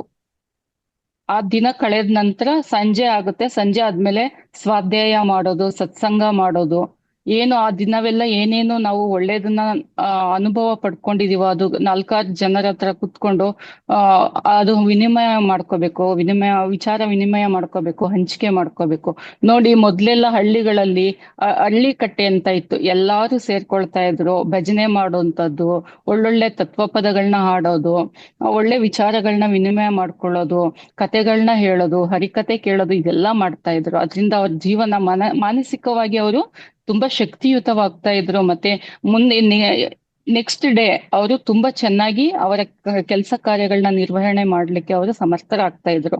ಆದ್ರೆ ಇಂದಿನ ದಿನಗಳಲ್ಲಿ ನಾವು ಹೆಚ್ಚು ಹೊತ್ತು ಮೊಬೈಲ್ ಟಿವಿಯಲ್ಲಿ ಕಾಲ ಕಳೀತಾ ಇರೋದ್ರಿಂದ ಅದರಲ್ಲಿ ನಮ್ಗೆ ಯಾವುದೇ ರೀತಿಯ ಪರಿಣಾಮಕಾರಿಯಾಗಿ ನಮ್ಮ ಆರೋಗ್ಯದಲ್ಲಿ ಮತ್ತೆ ಮಾನಸಿಕ ಆರೋಗ್ಯದಲ್ಲಿ ತುಂಬಾ ವ್ಯತ್ಯಯ ಉಂಟಾಗ್ತಾ ಇದೆ. ಅಂತಂದ್ರೆ ಒಳ್ಳೆಯ ಸತ್ವಯುತವಾದ ವಿಚಾರಗಳಲ್ಲಿ ನಾವು ತೊಡಗಿಸ್ಕೊಳ್ಳದೆ ಇರೋದ್ರಿಂದ ಅದು ನೆಗೆಟಿವ್ ಆಗಿ ಪರಿಣಾಮ ಬೀಳ್ತಾ ಇದೆ. ಆದ್ರಿಂದ ಅದನ್ನೆಲ್ಲ ಕಡಿಮೆ ಮಾಡ್ಬೇಕು. ಸ್ವಾಧ್ಯಾಯ ಮತ್ತೆ ಸಜ್ಜನ ಸಂಘ, ಇದನ್ನು ಬಹಳ ಪರಿಣಾಮಕಾರಿಯಾಗಿ ನಾವು ಮಾಡ್ಬೇಕಾಗುತ್ತೆ. ಅದರ ನಂತರ ಇನ್ನೇನು ನಿದ್ರೆ ಹೇಗಿರ್ಬೇಕು. ಹಗಲ್ ನಿದ್ರೆ ಮಾಡೋದು ಒಳ್ಳೇದಲ್ಲ, ಮತ್ತೆ ರಾತ್ರಿ ಜಾಗರಣೆ ಮಾಡೋದು ಒಳ್ಳೇದಲ್ಲ. ನಿದ್ರೆಯನ್ನು ತಡೆ ಹಿಡಿಬಾರ್ದು, ಅದನ್ನ ಕಂಟ್ರೋಲ್ ಮಾಡ್ಕೋಬಾರ್ದು. 6 ಗಂಟೆಯಿಂದ 8 ಗಂಟೆಗಳ ಕಾಲ ನಿದ್ರೆ ಅತ್ಯವಶ್ಯಕ ಪ್ರತಿಯೊಬ್ಬ ಮನುಷ್ಯನಿಗೆ. ಆದ್ರೆ ಮಕ್ಕಳಲ್ಲಿ ಇದರ ಅವಧಿ ಜಾಸ್ತಿ ಇರುತ್ತೆ. ವಯೋಮಾನಕ್ಕೆ ತಕ್ಕಾಗೆ ನಿದ್ರೆ ಎಕ್ಸ್ಪ್ಲನೇಷನ್ ತುಂಬಾ ಜಾಸ್ತಿ ಇದೆ, ಅದು ಇನ್ನೊಂದ್ ದಿವ್ಸ ನಾನು ಹೇಳ್ತೇನೆ. ಅತಿಯಾಗಿ ನಿದ್ರೆನೂ ಮಾಡಬಾರ್ದು, ಮತ್ತೆ ಅದರಿಂದ ಅನಾರೋಗ್ಯ ಉಂಟಾಗುತ್ತೆ, ಜಡತ್ವ ಉಂಟಾಗುತ್ತೆ. ಆದ್ರಿಂದ ಸಕಾಲದಲ್ಲಿ ಮಲಗಿ ಬೆಳಗಿನ ಜಾವ ಬ್ರಾಹ್ಮಿ ಮುಹೂರ್ತದಲ್ಲಿ ಏಳುವುದನ್ನು ರೂಢಿಸ್ಕೊಳ್ಬೇಕು. ನಿದ್ರೆ ಮಾಡುವುದರಿಂದ ಆಗುವ ಉಪಯೋಗಗಳು: ಆಯಾಸ ನಿವಾರಣೆ ಮಾಡುತ್ತೆ, ಮಾನಸಿಕ ಒತ್ತಡ ಕಡಿಮೆ ಆಗುತ್ತೆ, ಇಂದ್ರಿಯಗಳು ಮನಸ್ಸು ಚೈತನ್ಯಗೊಳ್ಳುತ್ತೆ. ಸೊ ಇದಿಷ್ಟು ಅಂಶಗಳು ಇವತ್ತು ನಾನು ಹೇಳ್ತಾ ಇರುವಂತದ್ದು. ಇದರಲ್ಲಿ ತುಂಬಾ ಆಯುರ್ವೇದದಲ್ಲಿ ಆ ತಿಳಿಸ್ಕೊಟ್ಟಿರೋ ವಿಷಯ ಅಗಾಧವಾಗಿದೆ. ಅದು ಪ್ರತಿನಿತ್ಯ ಓದ್ತಾ ಇದ್ರು ಅದು ಮುಗಿಯದಷ್ಟು ಜಾಸ್ತಿ ಇರೋದ್ರಿಂದ ಅದನ್ನ ಇಷ್ಟು ವಿಷಯಗಳನ್ನ ನಾನು ಹೇಳಿರೋಂಥದ್ನ ಇವತ್ತಿಂದಾನೇ ಪರಿಪಾಲನೆ ಮಾಡ್ಕೊಳ್ಳಕ್ಕೆ ರೂಢಿ ಮಾಡ್ಕೊಳ್ಳಿ. ಮೊದಲನೇದಾಗಿ ಪೇಸ್ಟ್ಗಳನ್ನ ಯೂಸ್ ಮಾಡೋದನ್ನ ಬಿಡಿ ದಯವಿಟ್ಟು. ಪೇಸ್ಟ್ ಬದಲು ಆಯುರ್ವೇದದ ಪ್ರಕಾರ ಹಲ್ಲುಜ್ಜೋ ಪುಡಿ ಸಿಗ್ತಾ ಇತ್ತು ಮೊದ್ಲು ಎಲ್ಲ, ಈಗ್ಲೂ ಸಿಗ್ತಾ ಇದೆ, ಆಯುರ್ವೇದ ಅಂಗಡಿಗಳಲ್ಲಿ ಸಿಗುತ್ತೆ. ಅಂಥದನ್ನ ಪುಡಿಗಳನ್ನ ಯೂಸ್ ಮಾಡಿ, ಪೇಸ್ಟ್ಗಳು, ನಾನಾ ತರದ ಪೇಸ್ಟ್ಗಳಿದೆ, ಅದೆಲ್ಲ ಯೂಸ್ ಮಾಡ್ಬೇಡಿ. ಯಾಕೆಂದ್ರೆ ಪೇಸ್ಟ್ ಇಂದಾಗಿ ಪೀನಿಯಲ್ ಗ್ಲ್ಯಾಂಡ್ ಅಂತ ನಮ್ಮ ಮೆದುಳಿನಲ್ಲಿ ಇರುವಂತ ಪಿಟ್ಯುಟರಿ ಗ್ಲ್ಯಾಂಡ್ ಪಕ್ಕದಲ್ಲಿ ಇರುವಂತ ಗ್ಲ್ಯಾಂಡ್ ಕವರ್ ಆಗುತ್ತೆ. ಅದರಲ್ಲಿ ಕವರ್ ಆದಾಗ ನಮ್ಮಲ್ಲಿ ಹಲವಾರು ರೀತಿಯ ನೆಗೆಟಿವ್ ಆಗಿ ಪರಿಣಾಮವನ್ನ ಬೀರ್ತಾ ಇರುತ್ತೆ. ಈಗ ಆಧ್ಯಾತ್ಮಿಕವಾಗಿಯೂ ನಾವು ಮುನ್ನಡೆಯೋದಕ್ಕೆ ಅದು ಸಹಕಾರಿಯಾಗಿರೋದಿಲ್ಲ. ಹಲವಾರು ಆಲೋಚನೆಗಳು ಜಾಸ್ತಿ ಬರ್ತಾ ಇದೆ ಅಂತಂದ್ರೆ ಇದೆ, ನಮ್ಮ ಸತ್ವಯುತವನ್ನ ಕಡಿಮೆ ಮಾಡ್ತಾ ಹೋಗುತ್ತೆ ಇಂಥ ಕೆಲವೊಂದು ಹಲವಾರು ಅಂಶಗಳು. ಸೊ ಅದರಲ್ಲಿ ಒಂದು ಈ ಟೂತ್ ಪೇಸ್ಟ್. ಸೊ ಹಾಗಾಗಿ ಟೂತ್ ಪೇಸ್ಟ್ ಆದಷ್ಟು ಕಡಿಮೆ ಬಳಸೋದು ನಿಲ್ಲಿಸ್ಬಿಡಿ ಅಂತಾನೆ ಹೇಳ್ಬೋದು, ಕಡಿಮೆ ಅಲ್ಲ. ಆ ಅದನ್ನ ನಿಲ್ಲಿಸಿ ಹಲ್ಲು ಉಜ್ಜಲು ಪುಡಿಗಳನ್ನ, ಆಯುರ್ವೇದ ಪುಡಿಗಳನ್ನ ಯೂಸ್ ಮಾಡಿ ಅಂತ ಹೇಳ್ತೇನೆ. ಸೊ ಇದಿಷ್ಟು ಇಂದಿನ ವಿಷಯವಾಗಿತ್ತು. ಇಷ್ಟೊತ್ತು ನನ್ನ ಮಾತುಗಳನ್ನ ಕೇಳಿಸ್ಕೊಂಡಿದ್ದಕ್ಕೆ ತಮ್ಮೆಲ್ಲರಿಗೂ ಧನ್ಯವಾದಗಳು. Thank you ma'am. Okay, doctor Yashoda ಅವ್ರಿಗೆ ತುಂಬ ಹೃದಯದ ಧನ್ಯವಾದ. ಇದು ಸಾಕಷ್ಟು ವಿಶಾಲವಾದವಂತ ವಿಷಯನ ತುಂಬಾ ಇದೆ ಸಂಕ್ಷಿಪ್ತವಾಗಿ ಮ್ಯಾಮ್. ಕೇವಲ 20 ನಿಮಿಷಗಳಲ್ಲಿ ಅವರು ಹೇಳೋದಕ್ಕೆ ಹೊರಟಿದ್ದಾರೆ. ಆದರೆ ಇದಕ್ಕೆ ಅವ್ರಿಗೆ ಅಂತಾನೆ ಒಂದು ದಿನ ಪೂರ್ತಿಯಾಗಿ ಕೊಡೋಣ ಖಂಡಿತ. ಎಲ್ಲ ಆವಾಗ ಸಂಕ್ಷಿಪ್ತವಾಗಿ ಹೇಳೋದು ಬಿಟ್ಟು ವಿಶಾಲವಾಗಿ ಅದು ಒಂದೊಂದನ್ನು ವಿವರಿಸ್ತಾ ಇದ್ದಾಗ ನಿಮ್ಮೆಲ್ರಿಗೂ ಅದು ಅರ್ಥವಾಗುತ್ತೆ. ಅಫ್ಕೋರ್ಸ್ ನಮಗೂ ಕೂಡ ಅರ್ಥ ಆಗುತ್ತೆ ಅಂತ ಹೇಳ್ತಾ, ಈಗ ಒಂದು ವಿಷಯನ ನಾನು ನಿಮ್ಗೆಲ್ರಿಗೂ ಹೇಳಬೇಕು ಅಂತ ಅನ್ಕೊಂಡಿದ್ದೀನಿ ಆತ್ಮ ಬಂಧುಗಳೇ. ಎನಿವೇ ಇವಾಗ ನಮಗೆ 23 ಮತ್ತೆ 24ರಂದು ಇದು ಏನು ಹಾಲಿಸ್ಟಿಕ್ ವೆಲ್ನೆಸ್ ಫೆಸ್ಟ್ ಅಂತ ನಡೀತಾ ಇದೆ ಮಹಾವತಾರ್ ಫೌಂಡೇಶನ್ ಅಲ್ಲಿ. ಅಂದ್ರೆ ಸಮಗ್ರ ಸ್ವಾಸ್ಥ್ಯ ಹಬ್ಬ ಅಂತ ಮಾಡ್ತಾ ಇದ್ದಾರೆ. ಸೊ ಇಲ್ಲಿ ಏನೇನೆಲ್ಲ ಇರುತ್ತೆ ಅಂತ, ಇದು ಮಹಾವತಾರ್ ಫೌಂಡೇಶನ್ನು ತುಂಬಾ ನಿಮಗೆ ಅನುಕೂಲವಾಗಿದೆ. ಹೇಗೆ ಅಂತಂದ್ರೆ ಆ ಬೆಳಿಗ್ಗೆ 10 ಗಂಟೆಯಿಂದ 5:15ವರೆಗೂ ನೀವು ಈ ಸಮಗ್ರ ಸ್ವಾಸ್ಥ್ಯ ಹಬ್ಬ ಅನ್ನೋದು ಏನಿದೆ ಅಲ್ಲಿ ನೀವು ಹೋಗಿ ಎಲ್ಲ ತರಹದ ನೀವು ಅನುಕೂಲಗಳನ್ನ ಪಡ್ಕೊಳ್ಬಹುದು. ಅದ್ರಲ್ಲಿ ಏನೇನಿದೆ ಅಂತ ಹೇಳಿದ್ರೆ, ಆಯುರ್ವೇದದ ಬಗ್ಗೆ ನೀವು ಏನಾದರೂ ಒಂದು ನಿಮ್ಮ ಕಾಯಿಲೆಗಳಿಗೆ ಅಥವಾ ವ್ಯಾಧಿಗಳಿಗೆ ಅಥವಾ ಬೇರೆ ಯಾರಿಗೋ ಇಂಥ ಸಮಸ್ಯೆ ಇದೆ ಅಂತ ಹೇಳಿ ಅದಕ್ಕೆ ನೀವು ಪರಿಹಾರ ಕಂಡುಕೊಳ್ಬಹುದು. ಆಮೇಲೆ ಮರ್ಮ ಚಿಕಿತ್ಸೆ ಇರುತ್ತೆ, ಆಕ್ಯುಪ್ರೆಷರ್ ಇರುತ್ತೆ, ಹೋಮಿಯೋಪತಿ ಇರುತ್ತೆ, ಸ್ವಯಂ ಮೂತ್ರ ಚಿಕಿತ್ಸೆ ಇರುತ್ತೆ, ಮುದ್ರಾ ಚಿಕಿತ್ಸೆ, ಯೋಗ ಚಿಕಿತ್ಸೆ, ಶಕ್ತಿ ಚಿಕಿತ್ಸೆ, ಸಮಗ್ರ ಜೀವನ ಶೈಲಿ, ಆಮೇಲೆ ಇಷ್ಟೊತ್ತು ಅವ್ರು ಏನು ಹೇಳಿದ್ರು ಆ ರೀತಿ ಯಾವ ರೀತಿ ನಾವು ಪಾಲಿಸ್ಬೇಕು ಅನ್ನೋದು. ನಂತರ ಮನೆ ಮದ್ದುಗಳು ಇರುತ್ತೆ. ಆಮೇಲೆ ಧ್ಯಾನ, ಆಧ್ಯಾತ್ಮಿಕ ಬುದ್ಧಿವಂತಿಕೆನ ಕೂಡ ಅವರು ಹೇಳ್ಕೊಡ್ತಾ ಇದ್ದಾರೆ. ನಂತರ ನೈಸರ್ಗಿಕ ಕೃಷಿ ಹೇಗೆ ಇಲ್ಲಿ ಮಹಾವತಾರಲ್ಲಿ ನೈಸರ್ಗಿಕ ಕೃಷಿಯನ್ನ ಮಾಡ್ತಿದ್ದಾರೆ ಅನ್ನೋದ್ರ ಬಗ್ಗೆನೂ ಹೇಳ್ತಾರೆ. ನೀವು ಕೂಡ ಹೇಗೆ ಮಾಡ್ಕೋಬೇಕು ಅನ್ನುವಂಥ ಅರಿವನ್ನು ಕೂಡ ಕೊಡ್ತಾರೆ. ನಂತರ ಟೆರೇಸ್ ಗಾರ್ಡನಿಂಗ್, ನಮ್ಮ ಮನೆಯಲ್ಲೆಲ್ಲ ನಾವು ಗಾರ್ಡನಿಂಗ್ ಮಾಡ್ತಿರ್ತೀವಿ, ಅದ್ರ ಬಗ್ಗೆನೂ ಅಲ್ಲಿ ನೀವು ಸಾಕಷ್ಟು ಮಾಹಿತಿಗಳನ್ನು ಪಡ್ಕೊಳ್ಬಹುದು. ನಂತರ ಹೋಲಿಸ್ಟಿಕ್ ಆಹಾರಗಳು, ನಾವೇನೇನು ಆಹಾರ ತಿನ್ನಬೇಕು, ಯಾವುದು ತಿನ್ನಬಾರ್ದು, ಯಾವುದು ನಮ್ಮ ದೇಹಕ್ಕೆ ಹಾನಿಕರ, ಯಾವುದು ನಮಗೆ ಅನುಕೂಲಕರ ಅನ್ನೋದ್ರ ಬಗ್ಗೆ ತುಂಬ ಚೆನ್ನಾಗಿ ಸವಿಸ್ತಾರವಾಗಿ ನೀವು ಅಲ್ಲಿ ತಿಳ್ಕೊಳ್ಳಲಿದ್ದೀರಿ. ಇಲ್ಲಿ ಎಲ್ಲ ತರಹದ ತಜ್ಞರು ಕೂಡ ನಿಮಗೆ ಸಿಗ್ತಾರೆ. ಸೊ ಇವೆಲ್ಲವೂ ಸ್ನೇಹಿತರೆ ನಿಮಗೆ ಉಚಿತವಾಗಿ ದೊರೀತಾ ಇದೆ. ಸೊ ಯಾವುದೇ ತರಹದ ನೀವು ಫೀಸನ್ನು ಅದಕ್ಕೆ ಕೊಡಬೇಕಾಗಿಲ್ಲ. ಸೊ ಹಾಗಾಗಿ ಎಲ್ಲ ಅನುಕೂಲಗಳು ನಿಮಗೆ ನಮ್ಮ ಮಹಾವತಾರ್ ಫೌಂಡೇಶನಲ್ಲಿ ಖಂಡಿತ ಸಿಗುತ್ತೆ. ಹೋಗಿ ಅದರ ಒಂದು ಸವಿದು ಸದುಪಯೋಗ ಪಡಿಸ್ಕೊಳ್ಬೇಕು ಅಂತ ನಿಮ್ಮೆಲ್ಲರಲ್ಲೂ ಕೇಳ್ಕೊಳ್ತೇನೆ. ಇದು ಎಲ್ಲಿದೆ ಅಂದ್ರೆ ವೈಟ್ ಫೀಲ್ಡ್ ಹತ್ರ ನೀವು ಕೇಳಿರ್ಬೋದು, ಚನ್ನಸಂದ್ರ ಅಂತ ಅನ್ನುವಂಥ ಬಡಾವಣೆಯಲ್ಲಿ ಇದೆ. ನೀವು ಎಲ್ಲ ಗ್ರೂಪ್ಸ್ಗಳಲ್ಲೂ ಹಾಕ್ತಾ ಇದ್ದೀವಿ, ಅದನ್ನು ದಯವಿಟ್ಟು ನೋಡಿ ಅದನ್ನು ಸೇವ್ ಮಾಡ್ಕೊಳ್ಳಿ. 23, 24ನೇ ತಾರೀಕು ಖಂಡಿತ ಅಲ್ಲಿ ಕಾರ್ಯಕ್ರಮದಲ್ಲಿ ಭಾಗವಹಿಸಿ ಅಂತ ಹೇಳ್ತಾ, ಇವಾಗೆಲ್ಲರೂ ನಾವೆಲ್ಲ ಈಗಾಗಲೇ ಸಮಯ ಆಗೋಗಿದೆ, ಹಾಗಾಗಿ ಎಲ್ಲರೂ ನೇರವಾಗಿ ಕೂತ್ಕೊಳ್ಳೋಣ. ಯಾರಾದರೂ ಕನ್ನಡಕಗಳನ್ನು ಹಾಕ್ಕೊಂಡಿದ್ರೆ ನೀವು ಕನ್ನಡಕಗಳನ್ನು ತೆಗೆದಿಡಿ. ನಂತರ ನಿಮ್ಮ ಎರಡೂ ಕೈಗಳನ್ನು ಹೀಗೆ ಜೋಡಿಸಿ ನಂತರ ನಿಮ್ಮ ಎರಡೂ ಕಾಲುಗಳನ್ನು ಈ ರೀತಿ ಕೂತ್ಕೊಳ್ಳಿ. ನಂತರ ನಿಮ್ಮ ಎರಡು ಕಣ್ಣುಗಳನ್ನು ಮೃದುವಾಗಿ ಮುಚ್ಚಿ, ನಿಮ್ಮ ಹತ್ರ ಯಾರ ಥರದ್ದು ಪಿರಮಿಡ್ ಕ್ಯಾಪ್ ಇದ್ರೆ ಪಿರಮಿಡ್ ಕ್ಯಾಪ್ ಹಾಕ್ಕೊಳ್ಳಿ. ಕನ್ನಡಕಗಳನ್ನು ಬಿಚ್ಚಿಡಿ. 1 ಲೋಟ ನೀರನ್ನು ನೀವು ಸೇವಿಸಬಹುದು. ಎಲ್ಲರೂ ನೇರವಾಗಿ ಕೂತ್ಕೊಳ್ಳೋಣ. ಯಾರಿಗೆ ನೇರವಾಗಿ ಕೂತ್ಕೊಳ್ಳೋಕ್ಕಾಗಲ್ಲ, ನಮಗೆ ಆಗ್ತಾ ಇಲ್ಲ, ಯಾವುದೋ ಒಂದು ವ್ಯಾಧಿಯಲ್ಲಿ ಇದ್ದೀವಿ ನಾವು ಅನ್ನೋರು, ನಿಮಗೆ ಯಾವ ಆಸನದಲ್ಲಿ ಕೂತ್ಕೊಳ್ಳೋದಕ್ಕೆ ಸಾಧ್ಯನೋ ಆ ಒಂದು ಆಸನದಲ್ಲಿ ಸುಖಾಸನದಲ್ಲಿ ನೀವು ಕೂತ್ಕೊಳ್ಬಹುದು. ನಂತರ ಯಾರ್ಯಾರಿಗೆ ಸಾಧ್ಯವಾಗುತ್ತೋ ಅವರೆಲ್ಲರೂ ದಯವಿಟ್ಟು ನೇರವಾಗಿ ಕೂತ್ಕೊಳ್ಳಿ, ಕಣ್ಣನ್ನು ಮುಚ್ಚಿ. ಆಮೇಲೆ ನಾವು ಹೇಳೋವರೆಗೂ ಕಣ್ಣನ್ನು ದಯವಿಟ್ಟು ತೆಗಿಬೇಡಿ. ನಂತರ ಎಲ್ಲರೂ ಸುಮಧುರವಾದ ಸಂಗೀತದೊಂದಿಗೆ ನಾವೆಲ್ಲರೂ ಆಳವಾದ ಧ್ಯಾನವನ್ನ ಈಗ ಮಾಡೋಣ. ಎಲ್ಲರೂ ಕಣ್ಮುಚ್ಚಿ, ಎಲ್ಲರೂ ಕೈ ಜೋಡಿಸಿ, ಕಾಲುಗಳನ್ನು ಒಂದ್ರ ಮೇಲೊಂದು ಹಾಕೊಳ್ಳಿ. ನಿಮ್ಮ ಮುಖದಲ್ಲಿ ಮಂದಹಾಸವಿರಲಿ.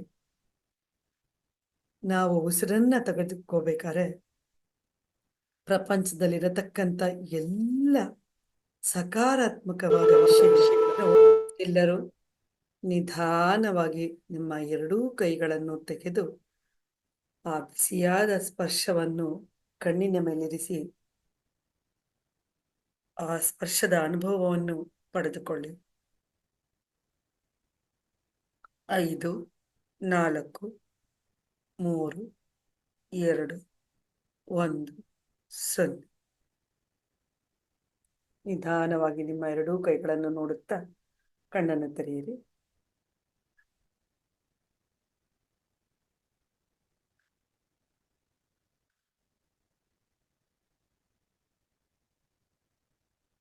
ಎಲ್ಲ ಆತ್ಮ ಬಂಧುಗಳಿಗೂ ಮತ್ತೊಮ್ಮೆ ಇಷ್ಟು ಸುಂದರವಾದ ಧ್ಯಾನ ಲೋಕಕ್ಕೆ ನಾವೆಲ್ಲರೂ ಹೋಗಿ ಬಂದ್ವಿ.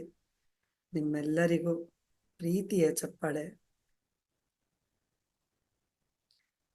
ದಯವಿಟ್ಟು ಎಲ್ಲರೂ ವಿಡಿಯೋಗಳನ್ನು ಆನ್ ಮಾಡಬೇಕಾಗಿ ಕೋರ್ಕೊಳ್ತಾನೆ. ಇವತ್ತು ನಮ್ಮಲ್ಲಿಗೆ ಬರ್ತಾ ಇರುವಂಥ ಜ್ಞಾನವನ್ನು ಹಂಚ್ತಾ ಇರುವಂಥ ನಮಸ್ತೆ. ವಿರೂಪಾಕ್ಷ ಸರ್ ಅವರು ತುಂಬಾ ಅನುಭವಿಗಳು. ಬಹಳ ಚೆನ್ನಾಗಿ ಮಾತಾಡ್ತಾರೆ, ತುಂಬಾ ತಿಳ್ಕೊಂಡಿದ್ದಾರೆ. ಅವರ ಒಂದು ಅನುಭವ ಇರ್ಬೋದು, ಅವರ ಜ್ಞಾನವನ್ನ ಅಲ್ಲಿ ಒಂದು ಕಿಂಚಿತ್ತಾದ್ರೂ ನಾವೆಲ್ಲರೂ ಕೇಳಿ ತಿಳ್ಕೊಳ್ಳೋಣ ಅಂತ ಹೇಳ್ತಾ ಈಗ ನಮ್ಮ ವಿರೂಪಾಕ್ಷ ಸರ್ ಬಂದಿದ್ದಾರೆ. ಸರ್, ನಮ್ಮ ಕಾರ್ಯಕ್ರಮಕ್ಕೆ ಸ್ವಾಗತ ಸರ್. ನೀವು ಬಂದದ್ದು ನಮಗೆ ತುಂಬಾನೇ ಖುಷಿಯ ವಿಷಯ ಆಗಿದೆ. ಎಲ್ಲ ಆತ್ಮ ಬಂಧುಗಳು ಕಡೆಯವರೆಗೂ ಇದ್ದು ಅವರ ಮಾತುಗಳನ್ನ ಕೇಳಿಸ್ಕೊಂಡು ಹೋಗ್ಬೇಕು ಅಂತ ಕೇಳ್ಕೊಳ್ತೇನೆ. ಮತ್ತೊಂದು ವಿಷಯ ಇಲ್ಲಿ ನಾನು ಏನು ಹೇಳಬೇಕಿತ್ತು ಅಂತಂದ್ರೆ, ವಿಶ್ವಮಯ ಕೋಶ ಅಥವಾ ವಿಶ್ವಮಯ ಶರೀರ ಅಥವಾ ನಿರ್ವಾಣ ಶರೀರ, ಇದು ಒಂದರ ನಂತರ ಬರುವಂಥದ್ದು, ನಿರ್ವಾಣ ಕಡೆಗೆ ಬರುವಂಥದ್ದು. ನಿನ್ನೆ ಮೇಡಮ್ ಬಂದಿದ್ದವರು ನಿರ್ವಾಣ ಶರೀರದ ಬಗ್ಗೆ ಮಾತಾಡಿದ್ರು. ವಿಶ್ವಮಯ ಆದಮೇಲೆ ನಿರ್ವಾಣ ಬರಬೇಕಿತ್ತು. Small confusions. ಸರ್ ಇವತ್ತು ಅವೆರಡನ್ನೂ ನಿಭಾಯಿಸ್ತಾರೆ ಅಂತ ಹೇಳ್ತಾ ಮತ್ತೊಮ್ಮೆ ಸ್ವಾಗತ ಸರ್ ನಿಮಗೆ. ನನಗೆ ಗೊತ್ತು ಸರ್, ನೀವು ನಿಭಾಯಿಸಬಲ್ಲರು ಹಾಗೂ ಅನುಭವಿಗಳು, ಜ್ಞಾನವಂತರು ಅಂತ. ನಮ್ಮ ಒಂದು ಈ ತರ ಮಾತಾಡ್ಬಿಟ್ಟಿದ್ದೀನಿ, ದಯವಿಟ್ಟು ಕ್ಷಮಿಸಿ ಸರ್. ಖಂಡಿತ. Over to you sir. ನಮಸ್ತೆ.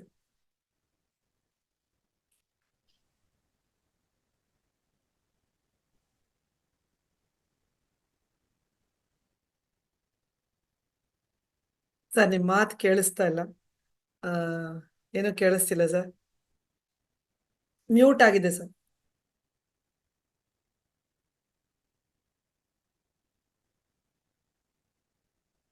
ನಮಸ್ತೆ ಮೇಡಮ್, ನಮಸ್ತೆ ಕೇಳುತ್ತಾ? ಸರ್. ಕೇಳುತ್ತೆ ಸರ್, ಕೇಳುತ್ತೆ. ಎಸ್, ತುಂಬಾ ತುಂಬಾ ಧನ್ಯವಾದಗಳು ಮೇಡಮ್. ಪ್ರಾರಂಭದಲ್ಲಿ ನಮ್ಮ ಗುರುಗಳಾದಂತಹ ಬ್ರಹ್ಮರ್ಷಿ ಪಿತಾಮಹ ಡಾಕ್ಟರ್ ಸುಭಾಷ್ ಪತ್ರಿಜಿಯವರ ಮಹಾ ಚೈತನ್ಯಕ್ಕೆ ಅನಂತ ಆತ್ಮ ಪ್ರಣಾಮಗಳನ್ನು ಸಲ್ಲಿಸ್ತಾ, ಹಾಗೆ ಆಗಮಿಸಿರ್ತಕ್ಕಂಥ ಎಲ್ಲ ಧ್ಯಾನಿಗಳಿಗೆ, ಧ್ಯಾನ ಮಾಸ್ಟರ್ಗಳಿಗೆ ಹೃತ್ಪೂರ್ವಕ ಧನ್ಯವಾದಗಳನ್ನ ತಿಳಿಸ್ತಾ, ಇಂದಿನ ಈ ಒಂದು ಸಂದರ್ಭದಲ್ಲಿ ಮಹಾವತಾರ್ ಫೌಂಡೇಶನ್ ಅವರು ಹಾಗೂ ಅದರಲ್ಲಿ ಭಾಗವಹಿಸಿರ್ತಕ್ಕಂತಹ ಮಾಲಿನಿ ಮೇಡಮ್ ಅವರ ಆಹ್ವಾನದ ಮೇರೆಗೆ ನಾನು ಈ ದಿನ ವಿಶ್ವಮಯ ಕೋಶದ ಕುರಿತು ಕೆಲವು ವಿಷಯಗಳನ್ನ ನನಗೆ ತಿಳಿದಷ್ಟು ಹಂಚ್ಕೊಳ್ತೇನೆ. ಆತ್ಮೀಯ ಧ್ಯಾನ ಮಿತ್ರರೇ, ಆಧ್ಯಾತ್ಮಿಕತೆಯ ಸಾಧನೆಯಲ್ಲಿ ನಾವು ಅತ್ಯವಶ್ಯಕವಾಗಿ ತಿಳ್ಕೊಳ್ಬೇಕಾಗಿರ್ತಕ್ಕಂಥದ್ದು ಪರಿಶುದ್ಧವಾದಂತಹ ಜೀವನವನ್ನ ನಡೆಸುತ್ತಾ ನಿರಂತರವಾದಂತಹ ಅಭ್ಯಾಸದ ಮೂಲಕ ಉನ್ನತವಾದ ಸಾಧನೆಯನ್ನ ಸಾಧಿಸುವಂತಹ ಮಾರ್ಗದಲ್ಲಿ ಮುನ್ನಡೆ. ಆ ಸಾಧನೆಯಲ್ಲಿ ನಾವು ತೊಡಗಿದಾಗ ನಾವು ನಮ್ಮ ಒಳಗೆ ಅಂತರ್ಮುಖರಾಗಿ ಪ್ರಯಾಣ ಮಾಡುತ್ತಾ ಹೋದಾಗ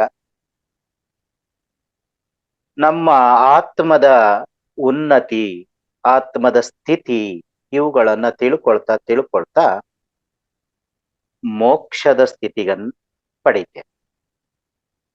ಆ ಮೋಕ್ಷ ಸ್ಥಿತಿಯನ್ನ ಪಡೆಯುವುದೇ ಪ್ರತಿಯೊಬ್ಬ ಮಾನವನ ಗುರಿ.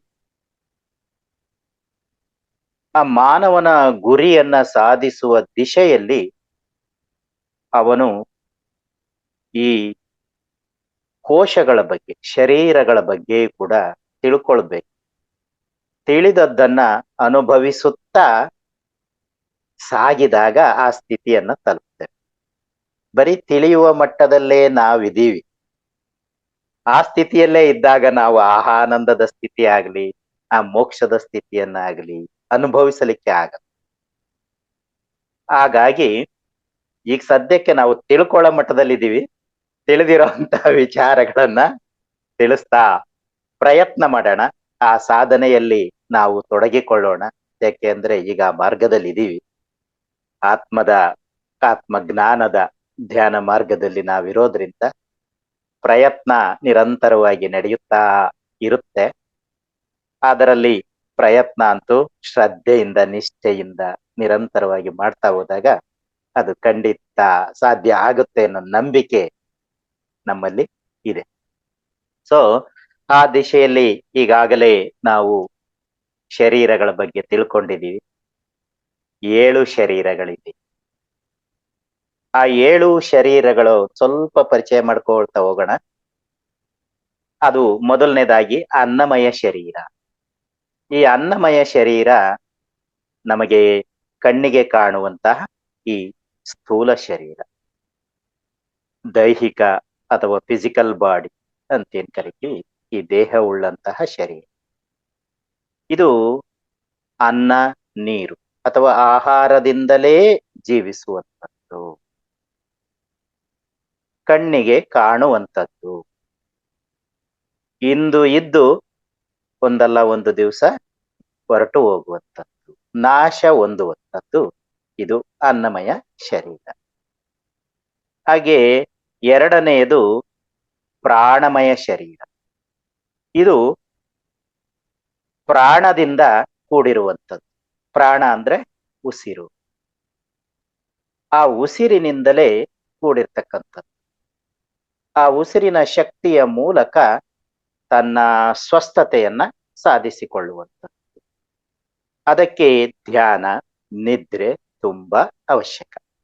ನಿದ್ರೆ ಇರಬೇಕು, ಹೆಚ್ಚು ಅಥವಾ ಸಮ ಆದಂತಹ ಅನುಕೂಲಕರವಾದಂತಹ ಸರಿಯಾದ ನಿದ್ದೆ ಇರಬೇಕು. ಜೊತೆಗೆ ಧ್ಯಾನ ಇದ್ರೆ ಈ ಪ್ರಾಣಮಯ ಕೋಶ ಬೇಗನೆ ಉದ್ದೀಪನ ಆಗುತ್ತದೆ ಅಥವಾ ವಿಕಾಸ ಹೊಂದುತ್ತಾ ಬರುತ್ತದೆ.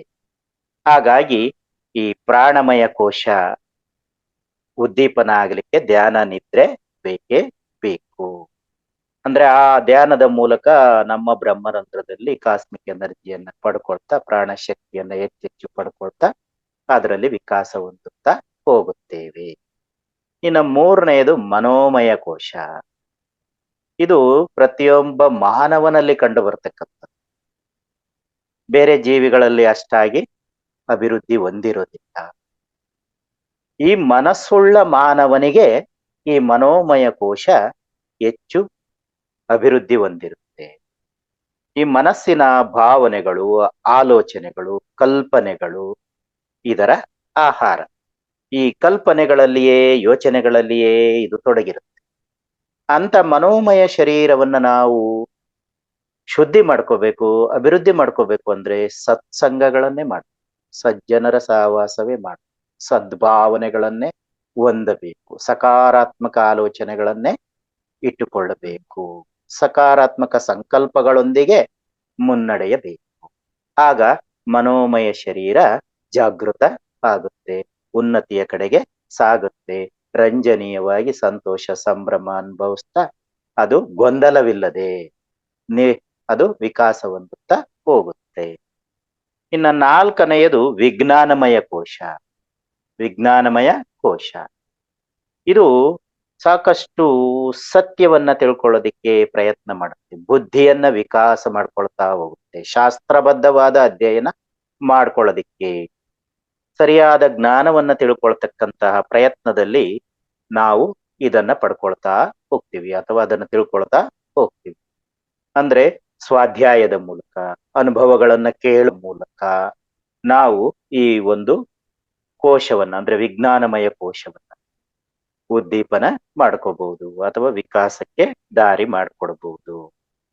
ಹಾಗೆ ನೆಕ್ಸ್ಟ್ ಬರ್ತಕ್ಕಂಥದ್ದು ಆನಂದಮಯ ಕೋಶ. ಆನಂದದಿಂದ ಜೀವಿಸ್ಬೇಕು ಅಂತ ಹೇಳಿದ್ರೆ ನಾವು ಒಳ್ಳೆಯ ಭಾವನೆಗಳನ್ನ ಹೊಂದಿರ್ಬೇಕು. ಪ್ರೀತಿ, ಪ್ರೇಮ, ಸೇವೆ, ಕರುಣೆ ಇಂತಹ ಭಾವನೆಗಳನ್ನ ಹೊಂದಿರ್ಬೇಕು. ಅದರಲ್ಲೂ ವಿಶೇಷವಾಗಿ ವಿಕೃತ ಆನಂದ ಪಡುವಂತವ್ರು ಇರ್ತಾರೆ, ಹಿಂಸೆ ಕೊಟ್ಟ ಆನಂದ ಪಡ್ತಕ್ಕಂಥವ್ರು ಇರ್ತಾರೆ. ಆದರೆ ಅದು ಈ ಆನಂದಮಯ ಕೋಶದ ವಿಕಾಸ ಮಾಡುವುದಿಲ್ಲ.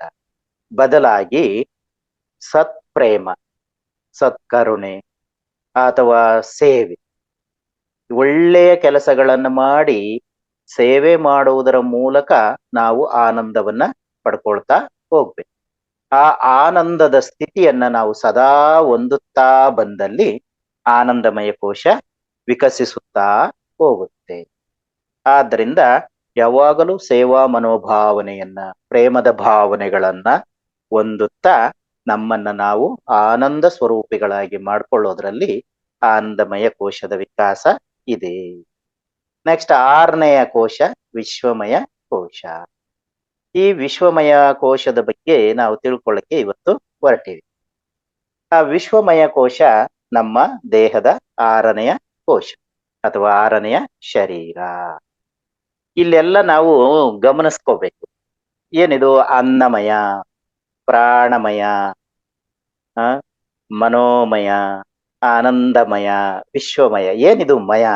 ಮಾಯೆಯಿಂದ ಆವೃತವಾಗಿರದ ಅಂದ್ರೆ ಮಯವಾಗಿರುವುದು ಅಂದ್ರೆ ಆವರಿಸಿಕೊಂಡಿರು, ತುಂಬಿಕೊಂಡಿರುವುದು, ಅಂದ್ರೆ ಅದರಲ್ಲಿಯೇ ಒಳಗೊಂಡಿರುವುದು ಅಂತ. ಒಳಗೊಂಡಿರುವ, ಆವೃತಗೊಂಡಿರುವಂತಹ, ಸಂಪೂರ್ಣ ಸಂತೃಪ್ತಿಯಿಂದ ತುಂಬಿರುವಂತಹದ್ದನ್ನ ನಾವಿದು ಮಯ ಅಂತ ಕರಿತೀವಿ.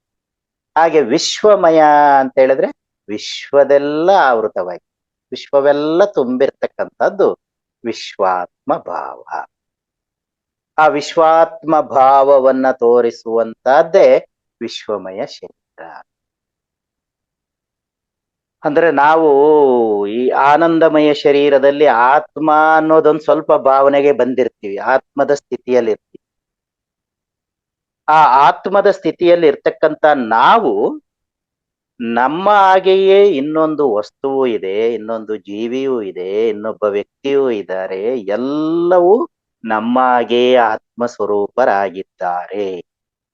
ಎಲ್ಲವೂ ಆತ್ಮ ಸ್ವರೂಪವೇ, ಚೈತನ್ಯ ಸ್ವರೂಪವೇ, ಎಲ್ಲವೂ ಒಂದೇ ಅನ್ನುವಂತ ಭಾವನೆಯಿಂದ ವಿಶ್ವದಲ್ಲೆಲ್ಲ ತುಂಬಿಕೊಂಡಿರುವುದೇ ವಿಶ್ವಮಯ ಕೋಶ. ಅಂದ್ರೆ ಈ ವಿಶ್ವಮಯ ಕೋಶ ನಮ್ಮಲ್ಲಿ ಉದ್ದೀಪನ ಆಗ್ಬೇಕು, ನಾವು ಆ ಸ್ಥಿತಿಗೆ ಏರ್ಬೇಕು ಅಂತ ಹೇಳಿದ್ರೆ ನಾನು ಆತ್ಮ, ನೀನು ಆತ್ಮ. ಅಂದ್ರೆ ಎಲ್ಲ ಮಾಸ್ಟರ್ಗಳು ಆತ್ಮ ಸ್ವರೂಪರೇ, ಯಾವ ಭೇದ ಭಾವ ಇಲ್ಲವಿಲ್ಲ. ಎಲ್ಲವನ್ನು ಸಮಾನವಾಗಿ ನೋಡುವಂತ ಭಾವ, ಈ ಭಾವವೇ ಇದರ ಆಹಾರ. ವಿಶ್ವಮಯ ಕೋಶದ ಆಹಾರ ಯಾವುದು ಅಂದ್ರೆ ಭಾವ. ಎಲ್ಲವೂ ಒಂದೇ. ವಸುದೈವಿಕ ಕುಟುಂಬಕಂ, ವಸುದೈವಿಕ ಕುಟುಂಬಕಂ. ಎಲ್ಲವನ್ನ ದೈವ ಸ್ವರೂಪದಲ್ಲೇ ನೋಡುವುದು, ಆತ್ಮ ಸ್ವರೂಪದಲ್ಲೇ ನೋಡುವುದು.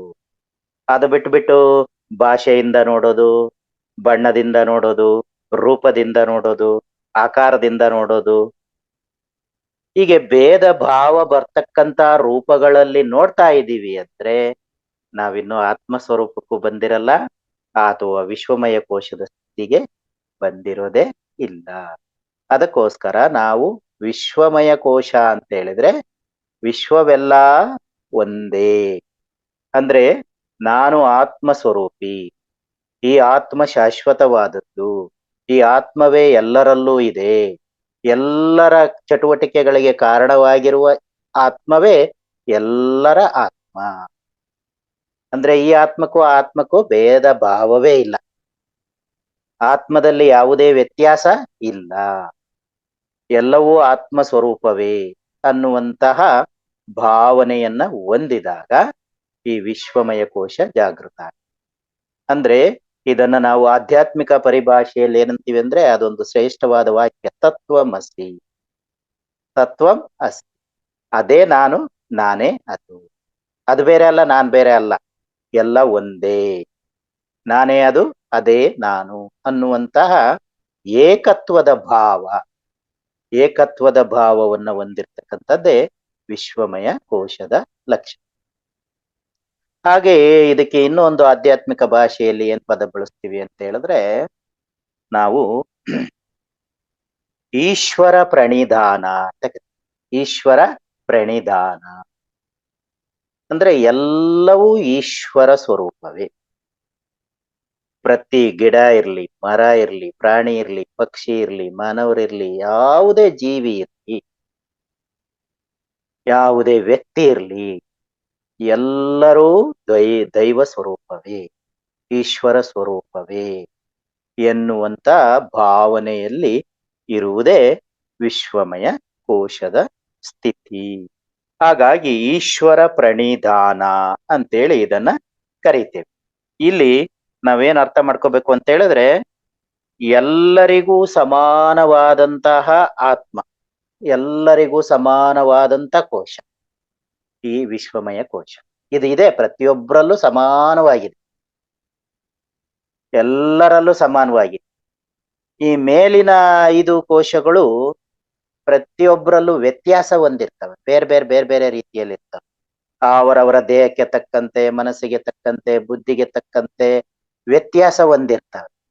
ಆದರೆ ಈ ಆನಂದಮಯ ವಿಶ್ವಮಯ ಕೋಶಗಳ ಸ್ಥಿತಿಗೆ ಬರುವ ವೇಳೆಗೆ, ಆ ಜ್ಞಾನದ ಬರುವ ವೇಳೆಗೆ ಎಲ್ಲವೂ ಒಂದೇ ಸಮನಾಗಿ ಹರಡಿಕೊಂಡಿರುತ್ತೆ. ಅಂದ್ರೆ ಈ ಶರೀರಗಳಲ್ಲಿ, ಮೇಲಿನ ಶರೀರಗಳಲ್ಲಿ ಮಾತ್ರ ಭೇದ ಭಾವಗಳು ಇರುತ್ತೆ, ಆದ್ರೆ ಆಳವಾದ ಈ ಉನ್ನತ ಶರೀರ ಅಥವಾ ಕೋಶಗಳಲ್ಲಿ ಒಂದೇ ಸ್ಥಿತಿ ಇರುತ್ತದೆ, ಅದರಲ್ಲಿ ಭೇದ ಭಾವ ಇರೋದೇ ಇಲ್ಲ. ಅಂದ್ರೆ ವಿಶ್ವಮಯ ಕೋಶ ಹೇಗಿರುತ್ತೆ ಅಂತ ಹೇಳಿದ್ರೆ ಸಮಾನವಾಗಿರುತ್ತೆ, ಎಲ್ಲರಲ್ಲೂ ಸಮಾನವಾಗಿರುತ್ತೆ. ಅಂದ್ರೆ ಆತ್ಮದಲ್ಲಿ ಯಾವುದೇ ಭೇದ ಭಾವ ಇಲ್ಲ, ಎಲ್ಲ ಆತ್ಮ ಒಂದೇ. ಅದಕ್ಕೆ ಆತ್ಮದ ಬಗ್ಗೆ ಹೇಳುವಾಗ ಭಗವದ್ಗೀತೆಯಲ್ಲಿ ಎಲ್ರಿಗೂ ಗೊತ್ತಿರ್ತಕ್ಕಂಥ ಒಂದು ಶ್ಲೋಕ ಬಹಳ ಚೆನ್ನಾಗಿ, ಅಹಂ ಆತ್ಮ ಗುಡಾಕೇಶ ಸರ್ವಭೂತಾಶಯ ಸ್ಥಿತಃ, ಅಹಮಾದಿಶ್ಚ ಮಧ್ಯಂಚ ಭೂತಾನಂ ಅಂತ ಏವಚ. ಎಲ್ಲವೂ ಇದೆ, ಅದಕ್ಕೆ ಆದಿ ಮಧ್ಯ ಅಂತ್ಯ ಯಾವುದೂ ಇಲ್ಲ. ಸೃಷ್ಟಿ ಇಲ್ಲದೆ ಇರೋವಾಗೂ ಇತ್ತು, ಇರೋವಾಗೂ ಇತ್ತು, ಲಯವಾದ್ರೂ ಕೂಡ ಇರುತ್ತೆ. ಅಂತ ಆತ್ಮದ ಸ್ಥಿತಿ ಯಾವಾಗಲೂ ಎಲ್ಲರಲ್ಲೂ ಸಮಾನವಾಗಿ ಇರ್ತದೆ. ಅಂತಹ ವಿಶ್ವಮಯವಾದುದೇ ವಿಶ್ವಮಯ ಕೋಶ.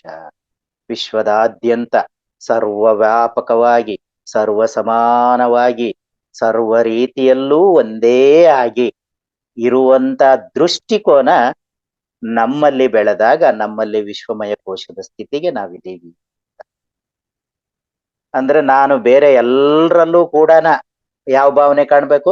ಆತ್ಮವೇ ಅನ್ನೋ ಭಾವನೆ ಕಾಣ್ಬೇಕು. ಈಗ ಪತ್ರಿ ಸರ್ ಹತ್ರ ಇತ್ತು ಆ ಭಾವನೆ, ಎಲ್ರೂ ಒಂದೇ, ಅವರಿಗೆ ಯಾರು ಮೇಲಿಲ್ಲ, ಯಾರು ಕೀಳಿಲ್ಲ, ಅವ್ರಿಗೆ ಯಾರು ಹೆಚ್ಚಲ್ಲ, ಯಾರು ಕಡಿಮೆ ಅಲ್ಲ, ಎಲ್ಲರೂ ಅವರಿಗೆ ದೇವರಾಗಿಯೇ ಕಾಣ್ತಿದ್ರು, ಆತ್ಮ ಸ್ವರೂಪರಾಗಿಯೇ ಕಾಣ್ತಿದ್ರು, ಅವರು ಒಳಗಿನ ಆತ್ಮವನ್ನ ನೋಡ್ತಿದ್ರು.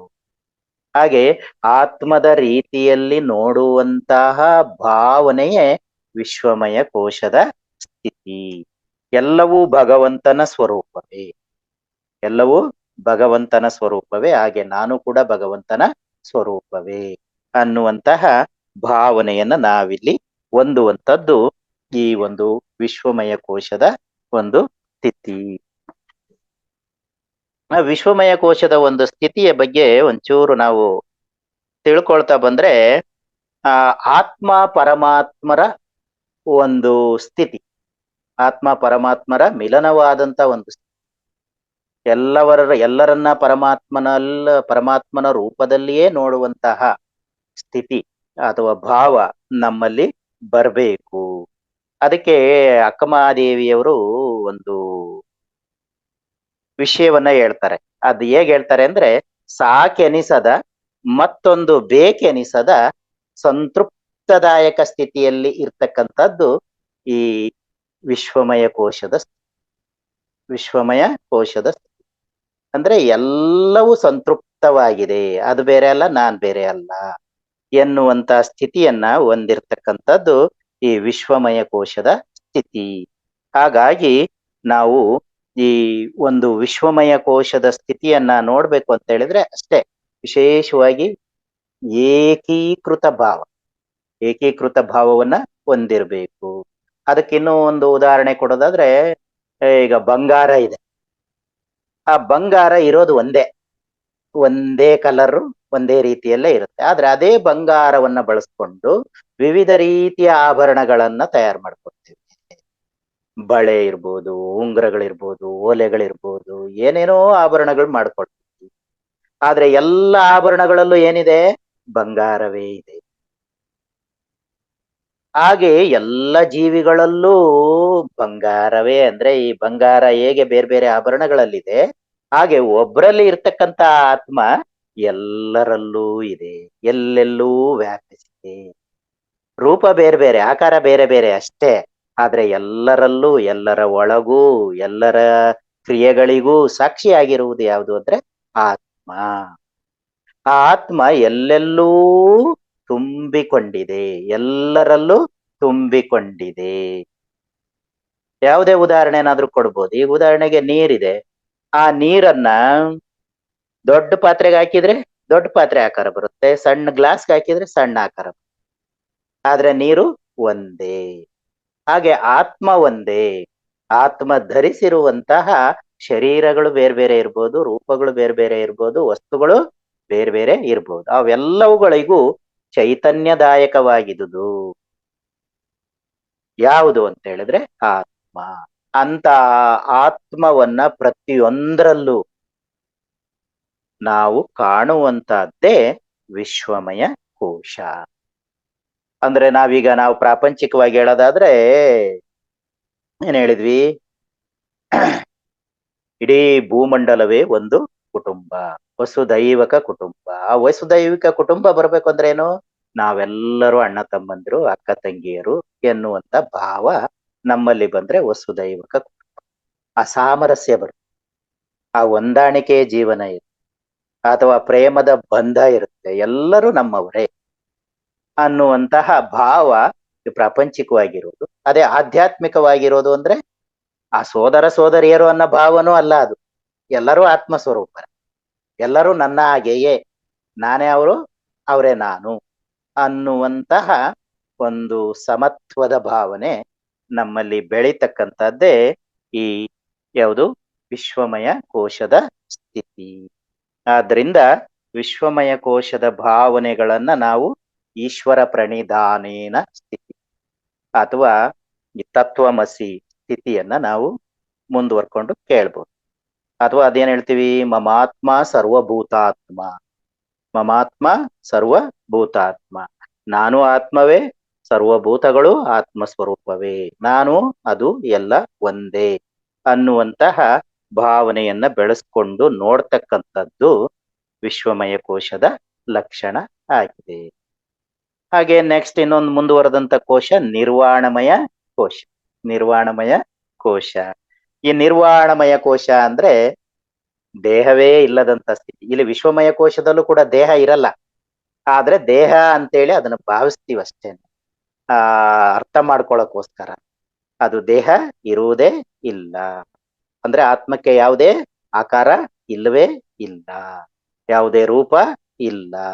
ಅಂತಹ ರೀತಿಯಲ್ಲೇ ಮೋಕ್ಷ. ಮೋಕ್ಷ ಅಂದ್ರೆ ಏನು ಅಂತ ಹೇಳಿದ್ರೆ, ನಾನು ಅದು ಒಂದೇ ಅನ್ನುವಂಥದ್ದು, ಬೇರೆ ಬೇರೆ ಅದನ್ನು ಒಂದ್ ಮಾಡೋದು ಇಲ್ವೇ ಇಲ್ಲ. ಮೋಕ್ಷ ಅಂದ್ರೆ ಏನು? ನಾನು ದೇವರು ಒಂದೇ, ಅಲ್ಲಿ ನಾನು ಅನ್ನೋದೇ ಇಲ್ಲ. ನಾನು ಪರಮಾತ್ಮ ಸ್ವರೂಪವೇ ಮೋಕ್ಷದ ಸ್ಥಿತಿ. ನಾನು ದೇವರು ಒಂದಾಗುವಂಥದ್ದು, ಐಕ್ಯವಾಗುವಂಥದ್ದು ಮೋಕ್ಷದ ಸ್ಥಿತಿ ಅಥವಾ ನಿರ್ವಾಣದ ಸ್ಥಿತಿ. ಈ ನಿರ್ವಾಣ ಅಂದ್ರೆ ಶರೀರವೇ ಇಲ್ಲ, ಅಥವಾ ಇದ್ದೂ ಇಲ್ಲದಂತೆ ಇರುವುದು. ಶರೀರ ಇದ್ರೂ ಇಲ್ಲದಂತೆ ಇರುವಂತಹದ್ದು ನಿರ್ವಾಣ ಸ್ಥಿತಿ. ಅದನ್ನ ನಾವು ಮೋಕ್ಷ ಸ್ಥಿತಿ ಎಂಬುದಾಗಿ ಕರೆಯುತ್ತೇವೆ. ಅಲ್ಲಿ ಬುದ್ಧತ್ವ ಸಂಪೂರ್ಣವಾಗಿ, ವಿಶ್ವವೆಲ್ಲ ಒಂದೇ, ಪರಮಾತ್ಮ ಒಂದೇ, ಆ ಪರಮಾತ್ಮನೇ ನಾನು ಅನ್ನುವಂತಹ ಭಾವನೆಯ ಜ್ಞಾನವನ್ನ, ಸಿದ್ಧತ್ವವನ್ನ ಹೊಂದಿದಾಗ, ಆ ಬುದ್ಧತ್ವದಲ್ಲಿ ಇದ್ದಾಗ ನಾವು ನಿರ್ವಾಣ ಸ್ಥಿತಿಯನ್ನ ಸಾಧಿಸುತ್ತೇವೆ.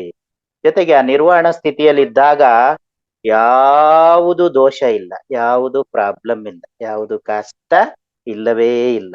ಸರ್ವವೂ ಆನಂದಮಯವೇ, ಸರ್ವವೂ ಪ್ರಕಾಶವೇ, ಸರ್ವವೂ ಶೂನ್ಯವೇ, ಸರ್ವವೂ ಬಯಲೇ, ಸರ್ವವೂ ಒಂದೇ ಅನ್ನುವಂತ ಸ್ಥಿತಿಗೆ ನಾವು ನಿರ್ವಾಣತ್ವದಲ್ಲಿ ಇರ್ತೇವೆ.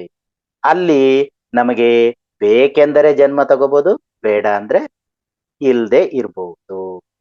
ಹಾಗಾಗಿ ಹುಟ್ಟು ಸಾವುಗಳನ್ನ ಜಯಿಸಿದಂತಹ ಪರಮಾತ್ಮನ ಸ್ಥಿತಿ, ಅನಂತವಾದ ಸ್ಥಿತಿಯನ್ನ ಹೊಂದಿರತಕ್ಕಂಥದ್ದು ನಿರ್ವಾಣಮಯ ಶರೀರ.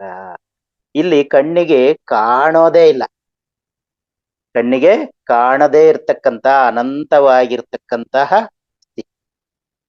ಆದ್ದರಿಂದ ಇದು ಸಹಸ್ರಾರದ ಸ್ಥಿತಿ ಸಂಬಂಧಪಟ್ಟಿರೋದು ನಿರ್ವಾಣಮಯ ಕೋಶ, ಸಹಸ್ರಾರ ಚಕ್ರಕ್ಕೆ ಸಂಬಂಧಪಟ್ಟಿರ್ತಕ್ಕಂಥದ್ದು. ಹಾಗಾಗಿ ಅದು ವಿಶ್ವದಾದ್ಯಂತ ಇರ್ತಕ್ಕಂಥದ್ದೆಲ್ಲವೂ ಪರಮಾತ್ಮವೇ ಅನ್ನುವಂಥದ್ದನ್ನ ನಾವಿಲ್ಲಿ ಗ್ರಹಿಸ್ಬೇಕು. ಹಾಗಾಗಿ ನಿರ್ವಾಣಮಯ ಶರೀರ ಅನ್ನುವಂಥದ್ದು ಮತ್ತೊಂದು ವಿಶ್ವದಾದ್ಯಂತ ಇರ್ತದೆ, ಆದ್ರೆ ಇಲ್ಲದಂತೆಯೂ ಇದೆ ಅನ್ನುವಂಥದ್ದನ್ನ ಗ್ರಹಿಸ್ಕೊಳ್ಳೋಣ. ಇಲ್ಲಿ ವಿಶೇಷವಾಗಿ ವಿಶ್ವಮಯ ಕೋಶ, ಅದು ವಿಶ್ವದಾದ್ಯಂತ ಆವರಿಸಿಕೊಂಡಿರ್ತಕ್ಕಂಥದ್ದು, ಸೃಷ್ಟಿಯೆಲ್ಲ ತುಂಬಿಕೊಂಡಿರ್ತಕ್ಕಂಥದ್ದು, ಸರ್ವವ್ಯಾಪಕವಾಗಿ ಇರ್ತಕ್ಕಂಥದ್ದು, ಸರ್ವ ಸಮಾನವಾಗಿ ಇರ್ತಕ್ಕಂಥದ್ದು, ಎಲ್ಲರಲ್ಲೂ ಇರುವಂಥದ್ದು ಅನ್ನುವುದನ್ನ ನಾವಿಷ್ಟು ತಿಳ್ಕೊಳ್ಳೋಣ. ಏನೋ ಒಂದು ಬೇರೆ ವಿಷಯ ಹೇಳೋಣ ಅಂದ್ಕೊಂಡ್ರೆ, ಸತ್ ಚಿತ್ ಆನಂದ ನಿತ್ಯ ಪರಿಪೂರ್ಣ ಎಂಬ 5 ತತ್ವಗಳು ಬಹಳ ಮುಖ್ಯವಾಗಿರ್ತವೆ. ಇವುಗಳನ್ನ ಅಳವಡಿಸ್ಕೊಳ್ಳುವಾಗ, ಶರೀರಗಳ ಬಗ್ಗೆ ಅಳವಡಿಸ್ಕೊಳ್ಳುವಾಗ, ಸತ್ ಅಂದ್ರೆ ಯಾವಾಗಲೂ ಸತ್ಯದಿಂದಲೇ ಇರುವಂಥದ್ದು, ಸದಾ ಆನಂದದಿಂದ ಇರುವಂಥದ್ದು. ಚಿತ್ ಅಂತ ಹೇಳಿದ್ರೆ ಆಳವಾದ ಸ್ಥಿತಿಯಲ್ಲಿ ಇರ್ತಕ್ಕಂಥದ್ದು, ಪರಮಾತ್ಮನ ಆಳವಾದ ಸ್ಥಿತಿಯಲ್ಲಿ ಇರ್ತಕ್ಕಂಥದ್ದು, ಸಚ್ಚಿದಾನಂದ ರೂಪದಲ್ಲಿ ನಿತ್ಯವಾದ ಪರಮಾತ್ಮನ ಆನಂದವನ್ನ ಕಾಣುವಂಥದ್ದು. ಹಾಗೆ ಆನಂದ ಅಂದ್ರೆ ಆತ್ಮ ಪರಮಾತ್ಮ ಎಲ್ಲ ಒಂದೇ ಎನ್ನುವಂತಹ ರೂಪದಲ್ಲಿ, ಭಾವದಲ್ಲಿ ಇರುವಂಥದ್ದು. ಅಲ್ಲಿ ಮನದ ಸಂಕಲ್ಪ ವಿಕಲ್ಪಗಳು ಯಾವುದೂ ಇರುವುದೇ ಇಲ್ಲ. ಅಂತ ಸ್ಥಿತಿಯಲ್ಲಿ ನಾವು ಇರ್ತಕ್ಕಂಥದ್ದು ಅದರ ಒಂದು ಪ್ರಮುಖ ಸ್ಥಿತಿ ಆಗುತ್ತೆ. ಹಾಗೆ ನಿತ್ಯವೂ ಇರುವಂಥದ್ದು, ನಿತ್ಯ ಅಂದ್ರೆ ಶಾಶ್ವತವಾಗಿರುವಂಥದ್ದು, ಅನಂತವಾಗಿರ್ತಕ್ಕಂಥದ್ದು ನಿರ್ವಾಣಮಯ ಶರೀರ ಹಾಗೂ ವಿಶ್ವಮಯ ಶರೀರ ನಿತ್ಯವಾಗಿರುವಂಥದ್ದು, ಶಾಶ್ವತವಾಗಿರ್ತಕ್ಕಂಥದ್ದು. ಅಂದ್ರೆ ಯಾವಾಗಲೂ ಅದಕ್ಕೆ ಆದಿ ಅಂತ್ಯ ಯಾವುದು ಇಲ್ಲವೇ ಇಲ್ಲ, ಹುಟ್ಟು ಸಾವುಗಳು ಇಲ್ಲವೇ ಇಲ್ಲ, ಆರಂಭ ಅಥವಾ ಕೊನೆ ಅನ್ನುವಂಥದ್ದೇನು ಇಲ್ಲವೇ ಇಲ್ಲ. ಅದು ಶಾಶ್ವತವಾಗಿ ನಿತ್ಯವಾಗಿ ಇರುವಂಥದ್ದು. ಹಾಗೆ ಪರಿಪೂರ್ಣವಾಗಿರುವಂಥದ್ದು ವಿಶ್ವಮಯ ಕೋಶ ಅನ್ನುವಂಥದ್ದು ಮತ್ತೆ ನಿರ್ವಾಣಮಯ ಕೋಶ ಅನ್ನುವಂಥದ್ದು ಪರಿಪೂರ್ಣವಾಗಿರುವಂಥದ್ದು. ಅದು ಸಂಪೂರ್ಣವಾಗಿ ಯಾವುದೇ ಕೊರತೆ ಇಲ್ಲದೆ, ಊನ ಇಲ್ಲದೆ, ಕಿಂಚಿತ್ ಲೋಪ ಇಲ್ಲದೆ ಸಂಪೂರ್ಣವಾಗಿ ಆವರಿಸಿಕೊಂಡು ಇರ್ತದೆ. ಹಾಗಾಗಿ ನಿತ್ಯ ಪರಿಪೂರ್ಣವಾಗಿರ್ತಕ್ಕಂಥದ್ದು ಈ ವಿಶ್ವಮಯ ಕೋಶ ಮತ್ತು ನಿರ್ವಾಣಮಯ ಕೋಶ. ಹಾಗಾಗಿ ಪ್ರತಿಯೊಬ್ಬ ಮಾನವನೂ ಕೂಡ ತನ್ನ ಮೋಕ್ಷದ ಆಕಾಂಕ್ಷೆಯಲ್ಲಿ ಈ ಕೋಶಗಳ ಬಗ್ಗೆ ತಿಳ್ಕೊಂಡು ಇವುಗಳಿಂದ ಮುಂದುವರಿದು ಉನ್ನತಿಯ ಕಡೆಗೆ ಸಾಗಲೇಬೇಕು. ಹಾಗೆ ಸಾಗುವಾಗ ನಾವು ಈ ವಿಶ್ವಮಯ ಕೋಶದ ಬಗ್ಗೆ ಸ್ವಲ್ಪವಾದ್ರೂ ತಿಳ್ಕೊಂಡಿದ್ರೆ ನಮಗೆ ಚೆನ್ನಾಗಿ ಅರ್ಥ ಆಗುತ್ತೆ. ಅಥವಾ ಇನ್ನೊಂದೆರಡು ಉದಾಹರಣೆ ಕೊಡೋದಾದ್ರೆ, ನಾವು ದೇವಸ್ಥಾನ ಬೇರೆ ಮನೆ ಬೇರೆ ಅಂದ್ಕೊಂಡಿರ್ತೀವಿ. ಮನೆಯಲ್ಲಿರೋ ದೇವ್ರ ಗುಡಿ ಬೇರೆ, ಮನೆಯಲ್ಲಿರೋ ಬೇರೆ ಜಾಗನೇ ಬೇರೆ ಅಂತ ಅಂದ್ಕೊಂಡಿರ್ತೀವಿ. ಅವು ಕೂಡ ಬೇರೆ ಬೇರೆ ಅಲ್ಲ, ಅದು ಕೂಡ ಆತ್ಮದ ಸ್ಥಾನವೇ. ಅವು ಕೂಡ ವಿಶ್ವಮಯ ಕೋಶಕ್ಕೆ ಸಂಬಂಧ ಪಟ್ಟಿರ್ತಕ್ಕಂಥವೇ, ಅದು ಕೂಡ ವಿಶ್ವದ ಒಂದು ಭಾಗವೇ ಆಗಿದೆ. ಹಾಗಾಗಿ ವಿಶ್ವದ ಒಂದು ಭಾಗ ಆಗಿರೋದ್ರಿಂದ ಆ ಭಾಗದಲ್ಲೂ ಆತ್ಮ ಇದೆ, ವಿಶ್ವದಲ್ಲೂ ಆತ್ಮ ಇದೆ, ಸೃಷ್ಟಿಯಲ್ಲೂ ಆತ್ಮ ಇದೆ, ಆ ಸ್ಥಳದಲ್ಲೂ ಆತ್ಮ ಇದೆ. ಅಂದ್ರೆ ಮನೆಯಲ್ಲಿ ಆತ್ಮ ಇದೆ ಅಂದ್ರೆ ಮನೆ ಒಳಗೆ ಎಲ್ಲಾ ಸ್ಥಳದಲ್ಲೂ ಆತ್ಮ ಇದೆ ಅಂತ. ಬರೀ ದೇವ್ರ ಗುಡಿಯಲ್ಲಿ ಮಾತ್ರ ಆತ್ಮ ಇಲ್ಲ, ದೇವ್ರ ಗುಡಿಯಲ್ಲಿ ಮಾತ್ರ ದೇವ್ರಿಲ್ಲ, ಇನ್ನ ದೇವ್ರ ಗುಡಿಯಲ್ಲಿ ಮಾತ್ರ ದೇವ್ರಿದ್ದಾನೆ, ಹೊರಗಡೆ ಎಲ್ಲೂ ದೇವ್ರಿಲ್ಲ ಅನ್ನುವಂಥದ್ದಲ್ಲ. ಎಲ್ಲೆಲ್ಲೂ ದೇವರು ಇದ್ದಾನೆ, ಎಲ್ಲೆಲ್ಲೂ ಆತ್ಮ ಇದೆ ಅನ್ನುವಂತಹ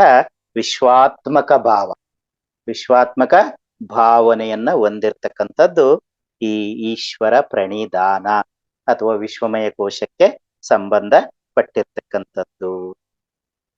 ಅಥವಾ ನಮ್ಮ ಆಧ್ಯಾತ್ಮಿಕ ಭಾಷೆಯಲ್ಲಿ ಹೇಳೋದಾದ್ರೆ ಎಲ್ಲ ನಾನೇ ಎಲ್ಲ, ಎಲ್ಲ ನಾನೇ ಎಲ್ಲ ಎನ್ನುವಂತ ಭಾವನೆಯನ್ನ ಹೊಂದಿರ್ತಕ್ಕಂಥದ್ದು ಈ ಒಂದು ವಿಶ್ವಮಯ ಕೋಶದ ಸಂಕೇತ ಅಂತ ಹೇಳ್ತಾ ಅವಕಾಶ ಕೊಟ್ಟಿದ್ದಕ್ಕೆ ತುಂಬಾ ಧನ್ಯವಾದಗಳು.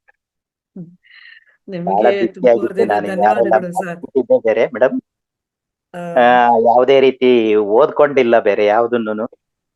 ಇವತ್ತೆಲ್ಲ ಒಂದೇ ಒಂದು ಸ್ವಲ್ಪ ಗಮನಿಸ್ಕೊಂಡೆ, ಹಾಗಾಗಿ ಆ, ನಿರ್ವಾಣಮಯ ಒಂದ್ ಕೋಶನ ಮಾತು ಹೇಳೋಣ ಹೇಳ್ಬೇಕು ಅಂತ. ಸರ್, ನಾವೇ ಪುಣ್ಯವಂತರು ಸರ್. ಯಾಕೆಂದ್ರೆ ಈ ಆಕ್ಚುಲಿ ನಿಮ್ಮ ಸಬ್ಜೆಕ್ಟ್ ಆಗಿರ್ಲಿಲ್ಲ ಇವತ್ತು, ಆದ್ರೂ ಕೂಡ ನಿಮ್ಮ ಸಬ್ಜೆಕ್ಟು ಅಲ್ಲದೆ ಬೇರೆ ಸಬ್ಜೆಕ್ಟ್ ಬಗ್ಗೆ ನೀವು ಮಾತಾಡಿದ್ರಿ.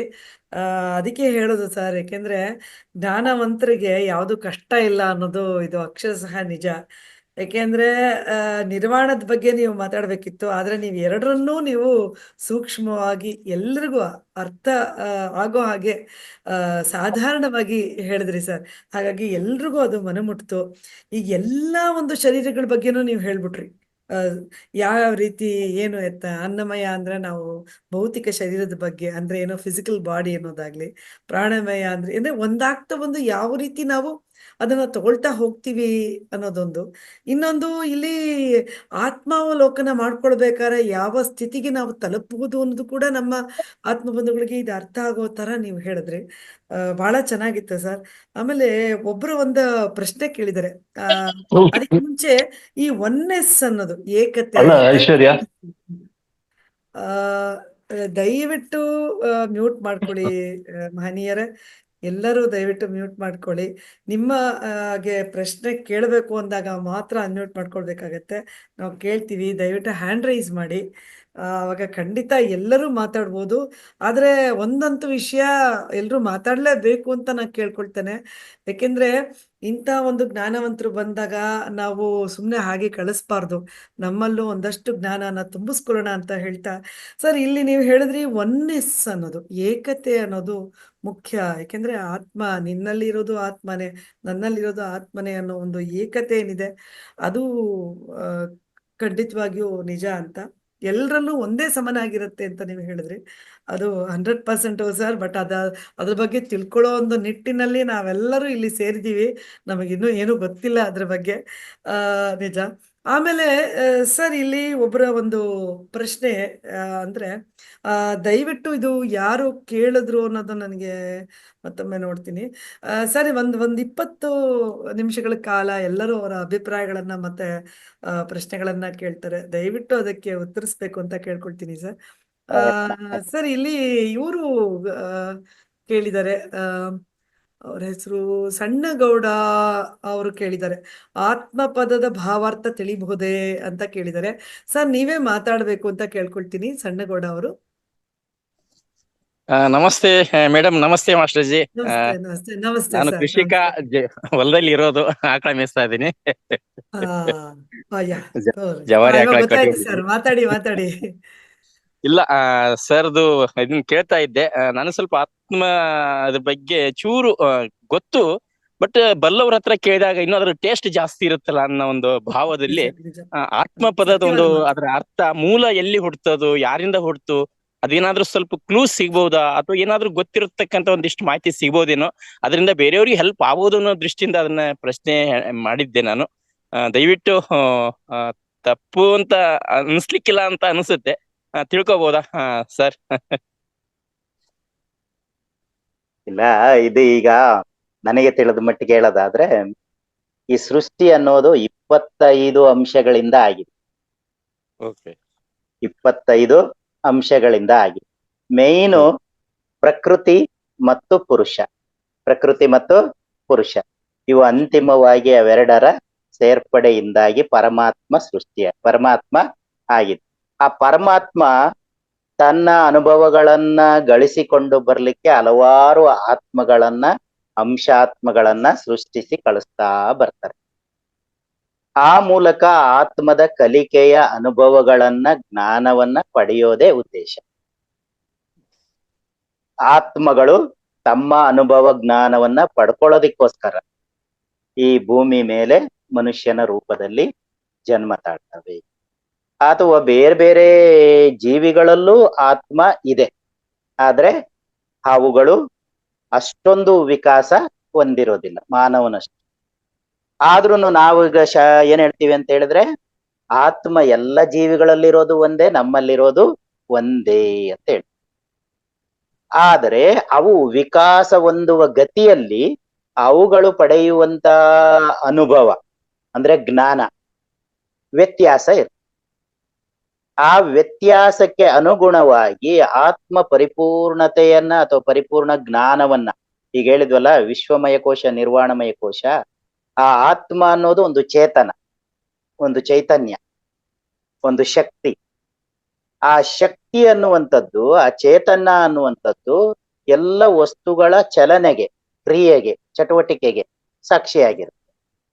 ಆ ಸಾಕ್ಷಿಯಾಗಿರ್ತಕ್ಕಂಥ ಆತ್ಮ ಅನುಭವಗಳನ್ನ ಪಡ್ಕೊಳ್ತಾ ವಿಕಾಸ ಹೊಂದುತ್ತಾ ವಿಶ್ವಮಯ ಕೋಶ, ನಿರ್ವಾಣಮಯ ಕೋಶದ ಸ್ಥಿತಿಗೆ ಹೋದಾಗ ಪರಮಾತ್ಮನಲ್ಲಿ ಒಂದಾಗುತ್ತೆ. ಆಗ ಆ ಆತ್ಮಕ್ಕೆ ಮತ್ತೆ ಜನ್ಮ ಇರೋದಿಲ್ಲ. ಆ ಸಂದರ್ಭದಲ್ಲಿ ಆ ಆತ್ಮ ಇಚ್ಛೆ ಪಟ್ರೆ ಮತ್ತಷ್ಟು ಆತ್ಮಗಳನ್ನ ತಾನೇ ಸೃಷ್ಟಿಸಿ ಬಿಡ್ಬೋದು, ಇಲ್ಲವೇ ತಾನೇ ಮತ್ತೊಂದು ಅವತಾರವನ್ನ ಧರಿಸ್ಕೊಂಡು ಬರ್ಬೋದು ಬೇಕೆನಿಸಿದರೆ. ಅಥವಾ ಈ ಲೋಕ ಕಲ್ಯಾಣದ ದೃಷ್ಟಿಯಲ್ಲಿ ನಾವು ಆ ಮೋಕ್ಷ ಹೊಂದಿದವರು, ಆ ಮೋಕ್ಷ ಸ್ಥಿತಿಯನ್ನ, ಪರಮಾತ್ಮನಲ್ಲೇ ಐಕ್ಯ ಸ್ಥಿತಿಯನ್ನ ಹೊಂದಿದಂಥವ್ರು ಬೇಕೆನಿಸಿದರೆ ಅವರು ಮತ್ತೆ ಜನ್ಮವನ್ನ ತೆಗೆದುಕೊಂಡು ಬರ್ಬೋದು. ಇಲ್ದೆ ಹೋದ್ರೆ ಅವ್ರು ಅಲ್ಲಿ ಶಾಶ್ವತವಾಗಿ ಅಲ್ಲಿಂದಲೇ ಈ ಸೃಷ್ಟಿಯ ಕಾರ್ಯಗಳನ್ನ ಮಾಡ್ತಾ ಬರ್ಬೋದು. ಇಲ್ಲ ಸೃಷ್ಟಿಗೆ ಮತ್ತಷ್ಟು ಅನುಭವಗಳನ್ನ ಸೇರಿಸ್ಲಿಕ್ಕೋಸ್ಕರ ಮತ್ತೆ ಸ್ವಲ್ಪ ಸ್ವಲ್ಪ ಸಣ್ಣ ಸಣ್ಣ ಆತ್ಮಗಳನ್ನ ಕಳಿಸ್ತಾ ಬರ್ಬೋದು. ಆತ್ಮ ಈಗ ನಮಗೆ ತಿಳಿದ ಮಟ್ಟಿಗೆ ಆಧ್ಯಾತ್ಮ ಜ್ಞಾನದಲ್ಲಿ ಆತ್ಮ ಅನ್ನುವಂಥದ್ದು ಮೊದಲಿಗೆ ಖನಿಜ ಸಾಮ್ರಾಜ್ಯದಲ್ಲಿ ಉಟ್ಕೊಳ್ಳುತ್ತೆ. ಮಣ್ಣಿನ ಕಣಗಳು, ಕಲ್ಲಿನ ಕಣಗಳು. ಆ ನಂತರ ಸಸ್ಯ ಸಾಮ್ರಾಜ್ಯಕ್ಕೆ ಬರ್ತದೆ. ಸಸ್ಯ ಸಾಮ್ರಾಜ್ಯದಲ್ಲಿ ಆತ್ಮ ಸ್ವಲ್ಪ ಕಡಿಮೆ ಪ್ರಮಾಣದಲ್ಲಿ, ಅಂದ್ರೆ ಮನಸ್ಸಲ್ಲಿ ತುಂಬಾ ಕಡಿಮೆ ಅಂದ್ರೆ ತುಂಬಾ ಕಡಿಮೆ ಇರುತ್ತೆ. ಜೀವ ಇದೆ ಅಲ್ಲಿ, ಹಾಗಾಗಿ ಅಲ್ಲಿ ಆತ್ಮ ಸ್ವಲ್ಪ ವಿಕಾಸ ಹೊಂದುತ್ತೆ. ಆಮೇಲೆ ಪ್ರಾಣಿ ಸಾಮ್ರಾಜ್ಯಕ್ಕೆ ಬರ್ತದೆ. ಅವು ಜನ್ಮಗಳನ್ನ ತಗೊಂಡು ಅದಕ್ಕೆ ಹೇಳ್ತಾವೆಲ್ಲ, ಸಾವಿರಾರು ಜನ್ಮಗಳಿಗೆ ಹೀಗೆ ಖನಿಜ ಸಾಮ್ರಾಜ್ಯದಿಂದ ಸಸ್ಯ ಸಾಮ್ರಾಜ್ಯದಿಂದ ಪ್ರಾಣಿ ಸಾಮ್ರಾಜ್ಯದಿಂದ ಮಾನವ ಸಾಮ್ರಾಜ್ಯಕ್ಕೆ, ಆಮೇಲೆ ದೇವತೆಗಳ ಸಾಮ್ರಾಜ್ಯ. ಹೀಗೆ ನಾವು ಆತ್ಮದ ವಿಕಾಸದಲ್ಲಿ ಸಾಕ್ತಾ ಹೋದ ಹಾಗೆ ಆತ್ಮ ಉನ್ನತಿಯನ್ನ ಪಡೀತಾ ಹೋಗುತ್ತೆ. ಹೀಗೆ ಒಂದು ಆತ್ಮ, ಒಂದು ಅಂಶಾತ್ಮ, ಪರಮಾತ್ಮನಿಂದ ಸೃಷ್ಟಿಯಾಗಿರ್ತಕ್ಕಂಥ ಒಂದು ಅಂಶಾತ್ಮ ಹೀಗೆ ವಿಕಾಸಗತಿಯಲ್ಲಿ ಸಾಕ್ತಾ ಪರಮಾತ್ಮನನ್ನ ಸೇರೋದೇ ಉನ್ನತವಾದ ಗುರಿ. ನಿರ್ವಾಣಮಯ ಕೋಶ ಸ್ಥಿತಿಯನ್ನು ಹೊಂದೋದೇ ಅದರ ಗುರಿ. ಆ ದಿಶೆಯಲ್ಲಿ ಸಾಕ್ತಾ ಹೋಗುತ್ತೆ ಅನ್ನೋದು ನಾನ್ ತಿಳ್ಕೊಂಡಿದ್ದೀನಿ ಸರ್. ಇಷ್ಟು ಧನ್ಯವಾದಗಳು. ಧನ್ಯವಾದ ಧನ್ಯವಾದ ಗುರುಜಿ.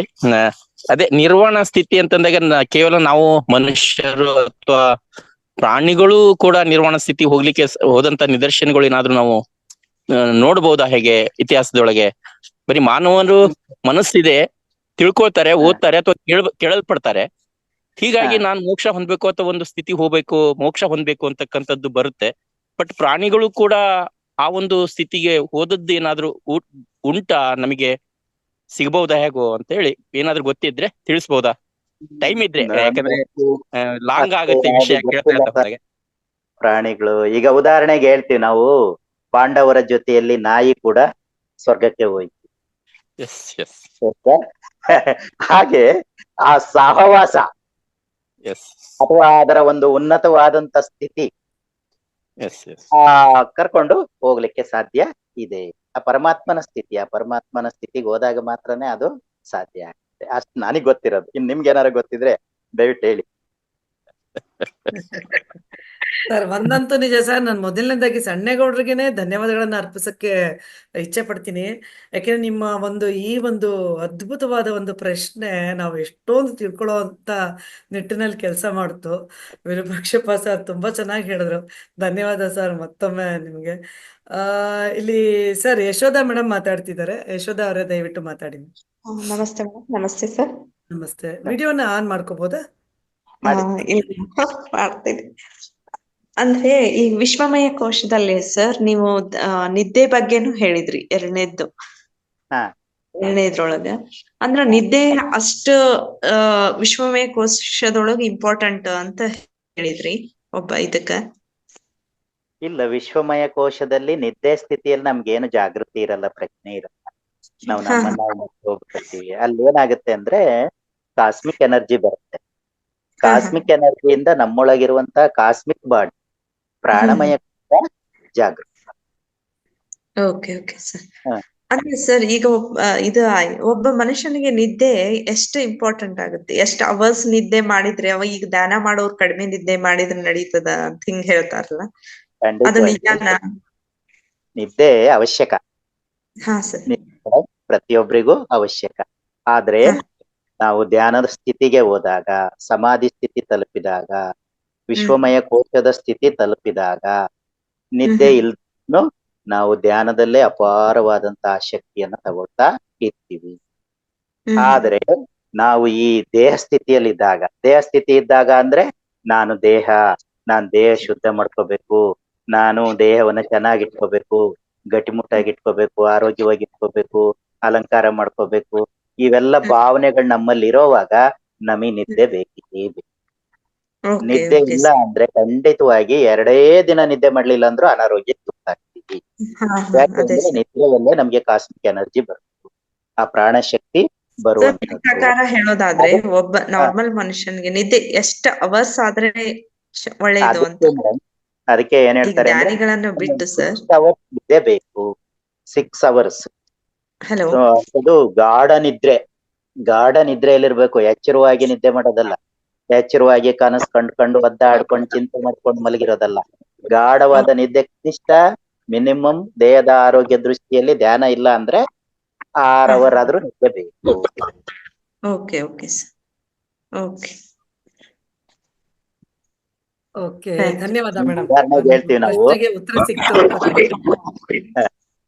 ಮೇಡಮ್ ಹೇಳ ಹೇಳಿ ಸರ್. ಏನಂದ್ರೆ ಈಗ ನಾವು ಯಾವ್ದೋ ಒಂದು ಕಾರ್ಯಕ್ರಮದಲ್ಲಿ ಭಾಗವಹಿಸಿರ್ತೀವಿ, ಮದುವೆ ಕಾರ್ಯಕ್ರಮ ಅಂದ್ಕೊಳ್ಳಿ. ಮದುವೆ ಕಾರ್ಯಕ್ರಮದಲ್ಲಿ ಇವತ್ತು ಮದುವೆ ಮಾಡಿದ್ರಿ, ನಾಳೆನು ಮದುವೆ ಮಾಡಿದ್ರಿ, 2 ದಿನ 3 ದಿನ ನಿದ್ದೆ ಇಲ್ಲ. 3ನೇ ದಿನ 4ನೇ ದಿನ ಆದಾಗ ನೀವು ನೆಲ ಸಿಕ್ಕರೆ ಸಾಕು, ಕಣ್ಣು ಮುಚ್ಚಿ ಬರ್ತಿರ್ತವೆ ಅಂತಿರ್ತೀರಿ. ಅಥವಾ ಏನೇ ಊಟ ಕೊಟ್ರು ಕೂಡ, ಏನೇ ಮಾಡಿದ್ರು ಕೂಡ ನಿಮಗೆ ಎಲ್ಲವೂ ಬೇಡ ಅನ್ಸುತ್ತೆ. ಏನ್ ಬೇಕು ಅನ್ಸುತ್ತೆ? ನಿದ್ದೆ ಬೇಕು. ಹೌದಲ್ರ? ಹಾಗೆ ಆ ನಿದ್ದೆ ಮಾಡಿದಾಗ ನೀವು ಒಂದು ನಿದ್ದೆ ಆಗಿ ಎದ್ದು ಬಂದ್ರಿ ಅಂದ್ರೆ ಫುಲ್ ಫ್ರೆಶ್ ಆಗಿ. ಆ ಫುಲ್ ಫ್ರೆಶ್ ಆಗಿದ್ದೀರಿ ಅಂದ್ರೇನು? ನಿಮ್ಮೆಲ್ಲ ಕಷ್ಟಗಳಿಂದ ಸಮಸ್ಯೆಗಳಿಂದ ಹೊರಗೆ ಬಂದಿದ್ದೀರಿ, ಉತ್ಸಾಹಿತರಾಗಿದ್ದೀರಿ. ಆ ಉತ್ಸಾಹ ಕೊಟ್ಟಂತ ಶಕ್ತಿ ಯಾವುದು ಅಂದ್ರೆ ಆಕಾಶ. ಆ ನಿದ್ರೆಯಲ್ಲಿ ಬರ್ತಕ್ಕಂಥ ಶಕ್ತಿ. ಆ ನಿದ್ರೆಯಲ್ಲಿ ಆ ಶಕ್ತಿ ಬರ್ಬೇಕು ಅಂದ್ರೆ ಅದಕ್ಕೇನೆ ಅರೆಬರೆ ನಿದ್ದೆ ಇರಬಾರ್ದು, ಸಂಪೂರ್ಣ ಗಾಢ ನಿದ್ರೆ ಅಂದ್ರೆ ಮನಸ್ಸು ಇಲ್ಲದಂತ ಅಂತ ಸ್ಥಿತಿ ಬಂದಾಗ ನಮ್ಗ ಆ ಶಕ್ತಿ ಬರುತ್ತೆ. ಅದಕ್ಕೆ ಚೆನ್ನಾಗಿ ನಿದ್ದೆ ಮಾಡೋರಿಗೆ ಸಾಮಾನ್ಯ ರೋಗ ಬರುತ್ತೆ. ಅತಿ ನಿದ್ದೆನೂ ಬೇಡ, ಹಿತಮಿತವಾದ ನಿದ್ದೆ ಒಳ್ಳೆಯದು. ಸರ್, ನಾ ಇದನ್ನ ಯಾಕೆ ಕೇಳಿದೆ ಅಂತಂದ್ರೆ ಸರ್, ನನ್ಗೇನಾಗುತ್ತೆ ಅಂದ್ರೆ 4 ತಾಸ್ ಕರೆಕ್ಟ್ ನಿದ್ದೆ ಅಂದ್ರೆ ಏನು ಎಚ್ಚರ ಇಲ್ದ ರೀತಿಯೊಳಗ ನಿದ್ದೆ ಆಗ್ಬಿಡ್ತದ ಒಮ್ಮೆ 3:30 4 o'clock ಎಚ್ಚರ ಆತಂದ್ರೆ ವಾಪಸ್ ನಿದ್ದೆ ಹತ್ತಿರಲ್ಲ. ಬಟ್ ನಂಗೆ 6 hours ನಿದ್ದೆ ಆಗಿರುದಿಲ್ಲ ಸರ್. ಬಾಳ ಅಂದ್ರೆ 4 ತಾಸ್ ಮಾಡಿರ್ತೀನಿ ನಿದ್ದೆ. ನಮ್ ಮನೇಲಿ ಅದೇ ಬೈದ್ರು, ನೀ ಯಾಕೆ ಎದ್ದು ಹಂಗಿದು ಮಾಡ್ತೀಯಾ, ಹೆಲ್ತ್ ಎಲ್ಲಾ ಪ್ರಾಬ್ಲಮ್ ಆಗ್ತದ. ನಾ ಎದ್ಬಿಟ್ಟು ಎಕ್ಸರ್ಸೈಸ್ ಆಮೇಲೆ ಇದು ಧ್ಯಾನದ ಕ್ಲಾಸ್ ಅದು ಅಟೆಂಡ್ ಆಗ್ತೀನಿ ಸರ್ ಬೆಳಿಗ್ಗೆ. ಆದ್ರೆ 3:34 ಅಂದ್ರೆ 4:45 ಇದೆ ಸರ್ ಬೆಳಗಿನ ಕ್ಲಾಸ್. ಅದಕ್ ಜಾಯಿನ್ ಆಗ್ಬೇಕಂದ್ರೆ ನಂಗೆ 3:30 ಹೊಳ್ಳಾಡುತ್ತ ಅದು ಇದು ಮಾಡ್ಕೊತ ಅವಾಗೆಲ್ಲ ಏನೇನೋ ವಿಚಾರಗಳು ಬರ್ಲಿಕ್ಕೆ ಸ್ಟಾರ್ಟ್ ಆಗ್ಬಿಡ್ತಾವ. ಅದಕ್ಕೆ ಅದು ನಿದ್ದೆ ಕರೆಕ್ಟ್ ಇದೆಯೋ ಇಲ್ವೋ ಅಂತ ಗೊತ್ತಾಗ್ತಿಲ್ಲ ನಂಗೆ. ಅವಾಗ ನೀವು ಧ್ಯಾನಕ್ಕೆ ಕೂತಿರ್ತೀರಲ್ಲ, ಹಾ, ಎದ್ಬಿಟ್ಟು ನಂದೆಲ್ಲಾ ಆಕ್ಟಿವಿಟೀಸ್ ಎಲ್ಲಾ ಮುಗಿಸ್ಕೊಂಡು ನಾನು ಎಕ್ಸರ್ಸೈಸ್ ಮಾಡ್ತೀನಿ ಸರ್. ಅದೇ 3:30 ಅಂತ ಬೈತಾರೆ. ನೀವು 4 hour ನಿದ್ದೆ ಚೆನ್ನಾಗ್ ಮಾಡಿದೀರಿ ಅಂದ್ರೆ ಏನಂತ ಪ್ರಾಬ್ಲಮ್ ಆಗಲ್ಲ. ಯಾಕೆಂದ್ರೆ ಬೆಳಗಿನ ವೇಳೆ ಬ್ರಾಹ್ಮಿ ಮುಹೂರ್ತದಲ್ಲಿ ನೀವು ಒಳ್ಳೆಯ ಆಮ್ಲಜನಕ ಸೇವಿಸ್ಕೊಂಡು ಆ ಏಕಾಗ್ರತೆಯಿಂದ ನಿಮ್ ಕಾರ್ಯಕ್ರಮಗಳನ್ನ ಮಾಡ್ತಾ ಇದ್ರೆ ನಿಮ್ಗೆ ಆ ಧ್ಯಾನ ಸ್ಥಿತಿಯಲ್ಲಿ ಇದ್ದಾಗೇನೆ ವಿಶೇಷವಾಗಿ ಏಕಾಗ್ರತೆಯಿಂದ ಮಾಡ್ಬೇಕು ನಾವ್ ಯಾವ್ದೇ ಕೆಲ್ಸನ. ಆ ಏಕಾಗ್ರತೆಯಿಂದ ಮಾಡಿದಾಗ ಆ ಶಕ್ತಿ ನಮ್ಮೊಳಗೆ ಬರುತ್ತೆ, ಗೊಂದಲ ಇರಬಾರ್ದು. Okay okay sir. Okay sir. ಹಾಗಾಗಿ ಅದು ನಿಮಗೆ ಸಮತ್ವವನ್ನ ಸಾಧಿಸುತ್ತೆ, ಆರೋಗ್ಯ ಕೊಡುತ್ತೆ. Okay sir, thank you sir, thank you so much. ಧನ್ಯವಾದ ಯಶೋಧ ಅವ್ರೆ. ನಿಮ್ಗೆ ಒಳ್ಳೆ ಪ್ರಶ್ನೆ ಕೇಳಿದ್ರಿ, ಒಳ್ಳೆ ಉತ್ತರನೂ ಸಿಕ್ತು ಅಂತ ಅನ್ಕೋತೀನಿ. ಶಿವಕುಮಾರ್ ಸರ್ ಮಾತಾಡಿ ಸರ್. ನಮಸ್ತೆ ನಮಸ್ತೆ ನಮಸ್ತೆ ಸರ್. ವಿರೂಪಾಕ್ಷಪ್ಪ ಸರ್ ಇದನ್ನ ಕೋಶಗಳ ಬಗ್ಗೆ ತುಂಬಾ ಚೆನ್ನಾಗಿ ನಡೆಸ್ಕೊಟ್ರು. ಅದರಲ್ಲೂ ವಿಶ್ವಮಯ ಕೋಶ ಮಾತಾಡ್ಬೇಕಾದ್ರಂತೂ ಹೌದು, ನಾವು ಎಲ್ಲರೂ ಕೂಡ ಒಂದೇ ಸಮಾನವಾಗಿ ನೋಡ್ಬೇಕು ಅನ್ನೋದು ಗೊತ್ತಾಯ್ತು. ಬಹಳ ಚೆನ್ನಾಗಿ ಎಂತವ್ರಿಗೂ ಕೂಡ ದಡ್ರಿಗೂ ಕೂಡ ಅರ್ಥ ಆಗುತ್ತೆ ಮೇಡಮ್, ಅಷ್ಟು ಚೆನ್ನಾಗಿ ನಡ್ಸ್ಕೊಟ್ಟಿದ್ದಾರೆ. ಈ ತರ ಕ್ಲಾಸ್ಗಳು ನಮ್ಗೆ ಅಗೇನ್ ಅಂಡ್ ಅಗೇನ್ ಬೇಕಾಗುತ್ತೆ ಮೇಡಮ್. ಯಾಕಂದ್ರೆ ಕೋಶಗಳ ಬಗ್ಗೆ ಎಷ್ಟ್ ಚೆನ್ನಾಗಿ ಹೇಳ್ಕೊಟ್ರು ಅಂದ್ರೆ ನಾವೇನ್ ದೊಡ್ಡ ದೊಡ್ಡ ಪುಸ್ತಕ ಓದೋದ್ ಬೇಕೇ ಇಲ್ಲ, ಸಿಂಪಲ್ ಆಗಿ ಹೇಳ್ಕೊಟ್ಟಿದ್ದಾರೆ. ಬಹಳ ಚೆನ್ನಾಗಿ ಅರ್ಥಗರ್ಭಿತವಾಗಿ ಚೆನ್ನಾಗಿ ಅರ್ಥ ಮಾಡಿದ್ದೀರಿ ಸರ್, ಧನ್ಯವಾದಗಳು ಸರ್. ಮತ್ತೆ ನಿದ್ರೆ ಬಗ್ಗೆ ಕೂಡ ಹೇಳಿದ್ರಿ ಸರ್, ಕರೆಕ್ಟ್ ನೀವ್ ಹೇಳೋದು. ಮಿನಿಮಮ್ 6 ರಿಂದ 8 ಗಂಟೆ ಬೇಕಾಗುತ್ತೆ. ಮತ್ತೆ ಯೋಗಿಗಳಿಗೆ 4 ಗಂಟೆನೂ ಕೂಡ ಸಾಕು. 4 ಗಂಟೆ ಅಥವಾ 3 ಗಂಟೆ ನಿದ್ರೆ ಮಾಡಿ ಮತ್ತೆ ಧ್ಯಾನ ಮಾಡಿದ್ರು ಸಾಕು ಅಂತ ಅನ್ಸುತ್ತೆ. ಕರೆಕ್ಟ್ ನೀವ್ ಹೇಳ್ದಾಗೆ ಅವ್ರ ಇದಕ್ ತಕ್ಕಂತೆ ಆಗುತ್ತೆ ಸರ್. ಬೆಳಗ್ಗೆಯಿಂದ ಸಂಜೆವರೆಗೂ ನಾವು ಓಡಾಡೋರ್ಗಂತೂ 8 ಗಂಟೆ ನಿದ್ರೆ ಬೇಕೇ ಬೇಕು. 8 ಗಂಟೆ ನಿದ್ರೆ ಮಾಡದೆ ಹೆಚ್ಚು ಓಡಾಡಿ ಮತ್ತೆ ಬೇರೆ ಕೆಲಸ ಮಾಡಿದಾಗ ದಣವಾಗುತ್ತೆ, ನಿದ್ರೆ ಬರುತ್ತೆ, ಹೀಗಿರುತ್ತೆ ಸರ್. ಅವ್ರವ್ರ ಮೇಲೆ ಡಿಪೆಂಡ್ ಆಗುತ್ತೆ. ನೀವ್ ಹೇಳದ್ದೆಲ್ಲ ಕರೆಕ್ಟ್ ಇದೆ ಸರ್. ತುಂಬಾ ಚೆನ್ನಾಗಿ ನಮ್ಗೆ ಕೋಶಗಳ ಬಗ್ಗೆ ಹೇಳ್ಕೊಟ್ಟಿದ್ದೆ. ಅದರಲ್ಲೂ ವಿಶ್ವಮಯ ಕೋಶ ಇವತ್ತೇ ನಾನು ಕೇಳಿದ್ದು, ಬೇರೆ ಪಂಚಕೋಶಗಳ ಬಗ್ಗೆ ಎಲ್ಲ ಕೇಳಿದ್ದೆ, ಅದು ಹೆಚ್ಚಿಗೆ ನಾನು ಅಟೆಂಡ್ ಆಗಿಲ್ಲ ಅಂತ ಅನ್ಸುತ್ತೆ. ಬಹಳ ಚೆನ್ನಾಗಿತ್ತು ಸರ್, ಧನ್ಯವಾದಗಳು ಸರ್. ಆಮೇಲೆ ಮಾಲಿನಿ ಮೇಡಮ್, ಇನ್ನೊಂದು ವಿಷಯ ನಾನು ಇವತ್ತು ಅದಕ್ಕೆ ಮನೆ ಅಂದ್ರೆ, ನಾನು ಶನಿವಾರ ದಿನ ನಂದು ಯೋಗ ಮತ್ತೆ ಪ್ರಾಣಾಯಾಮ ಕ್ಲಾಸ್ ಇದೆಯಲ್ಲ, ಶನಿವಾರ ಒಂದು ಮೀಟಿಂಗ್ ಅಟೆಂಡ್ ಆಗ್ಬೇಕು ಸಂಜೆ 5:30 6 ಗಂಟೆ. ನಾನು ನಿಮ್ಗೆ ಕಾಲ್ ಮಾಡ್ಲಾ ಈ ಕ್ಲಾಸ್ ನಂತರ? ಶನಿವಾರ ನಾನು ಅವತ್ತು ಕ್ಲಾಸ್ ಬರಕ್ಕಾಗಲ್ಲ, ಅಟೆಂಡ್ ಆಗಲ್ಲ. ಆಯ್ತು ಸರ್, ಅದ್ರ ಬಗ್ಗೆ ನಾವು ಮಾತಾಡೋಣ sir. Okay, thank you sir, ಧನ್ಯವಾದ. ಚೆನ್ನಾಗಿ ಸರ್, ಬಹಳ ಚೆನ್ನಾಗಿ. Okay sir, thank you sir. Okay, ಆತ್ಮ ಬಂಧುಗಳೇ, ದಯವಿಟ್ಟು ಯಾರು ಮಾತಾಡ್ಬೇಕು ಅನ್ಕೋತೀರಿ ನೀವು ಹ್ಯಾಂಡ್ ರೈಸ್ ಮಾಡಿ. ಓಕೆ ಸರ್, ಶಿವಕುಮಾರ್ ಸರ್ ಹಿಂದೆ ಅನ್ಸುತ್ತೆ. ಓಕೆ ಓಕೆ, ಹಲೋ ಮೇಡಮ್, ನಾನು ವೈದೇಹಿ ಮಾತಾಡ್ತೀನಿ. ಮಾತಾಡಿ ಮೇಡಮ್. ಇವಾಗ ಯಶೋಧ ಮೇಡಮ್ ಕೇಳಿದ ಕ್ವಶನ್ ಏನ್ ಇತ್ತು ಪೂರ್ತಿ ನಂದು ಅದೇ ಆಗಿತ್ತು ಮೇಡಮ್. ಆದ್ರಿಂದ ವಿರೂಪಾಕ್ಷ ಸರ್ ಹೇಳಿದ್ದು ಇದೆಲ್ಲ ನನಗೆ ತುಂಬಾ ತುಂಬಾ ಉಪಯೋಗ ಆಗೋ ತರ ಆಯ್ತು. ಥ್ಯಾಂಕ್ ಯು ವಿರೂಪಾಕ್ಷ ಸರ್, ತುಂಬಾ ತುಂಬಾ ಥ್ಯಾಂಕ್ಸ್. ಓಕೆ ಮೇಡಮ್, ಇದೇ ಪ್ರಶ್ನೆ ಆಗಿತ್ತು ನಂದು. Thank you. ಸರ್ ನಾನು ರತ್ನ ಅಂತ ಸರ್. ನಂದು ಅದೇ ಕ್ವಶನ್, ಆದ್ರೆ ಕರೆಕ್ಟ್ ಆಗಿ 3:45 ಅಂದ್ರೆ ಒಂದು ದಿನಾನು ಒಂದ್ 5 ನಿಮಿಷ ಕೂಡ ಹೆಚ್ಚು ಕಮ್ಮಿ ನಂಗೆ ಆಗ್ತಾ ಇಲ್ಲ. ಅದೇ ಟೈಮ್ಗೆ ಎಚ್ಚರ ಆಗ್ಬಿಡತ್ತೆ. ಏನ್ ಮಾಡಿದ್ರು ಅದೇ ಟೈಮ್ಗೆ ಎಚ್ಚರ ಆಗತ್ತೆ. ಹಾಗೆ ಆಗತ್ತೆ ಸರ್ ಇದು? ಖಂಡಿತ ಬಹಳ ಒಳ್ಳೇದು ಮೇಡಮ್ ಅದು. 3:30 3 ಗಂಟೆ 3:45 ಹೀಗೆ ಎದ್ದು ಬಿಟ್ಟು ಆರಾಮಾಗಿ 1 ಗಂಟೆ 2 ಗಂಟೆ ಧ್ಯಾನ ಮಾಡಿ. ಅಲ್ಲ, ಅದೇ ಟೈಮಲ್ಲೇ ಎದ್ದೇಳ್ತಾ ಇದೀನಿ, ಅದೇ ಟೈಮಲ್ಲೇ ಆಗ್ತಿದೆ. ಸ್ವಲ್ಪ ಒಂದ್ 10 ನಿಮಿಷ ಅರ್ಧ ಗಂಟೆ ಮಲ್ಗೋಣ ಅಂತಂದ್ರೂ ನನ್ನನ್ನ ಯೂನಿವರ್ಸ್ ಬಿಡೋದಿಲ್ಲ ಸರ್. ಅದೇ ಟೈಮ್ ಕರೆಕ್ಟ್ ಆಟಿಟ್ಯೂಡ್ ಎಬ್ಬಿಸುತ್ತೆ. ಅದು 3:45 ಕರೆಕ್ಟ್. ಒಂದ್ ಅಲಾರಾಮ್ ಬೇಡ, ಏನು ಬೇಡ, ಅಷ್ಟು ಚೆನ್ನಾಗಿ ಎಚ್ಚರ ಆಗತ್ತೆ ಸರ್. 1 ನಿಮಿಷ ಹಾಗೂ ಈಗೂ ಇರೋ ತುಂಬಾ ಅಬ್ಸರ್ವ್ ಆಗಿ ಇದ್ ಮಾಡ್ತೀನಿ. ಇವತ್ತು ಒಂದ್ 5 ನಿಮಿಷ ಆದ್ರೂ ಆಗಿದ್ಯಾ ಅಂದ್ರೆ ಇಲ್ಲ, ಕರೆಕ್ಟ್ ಆಗಿ ಆಗುತ್ತೆ ಸರ್.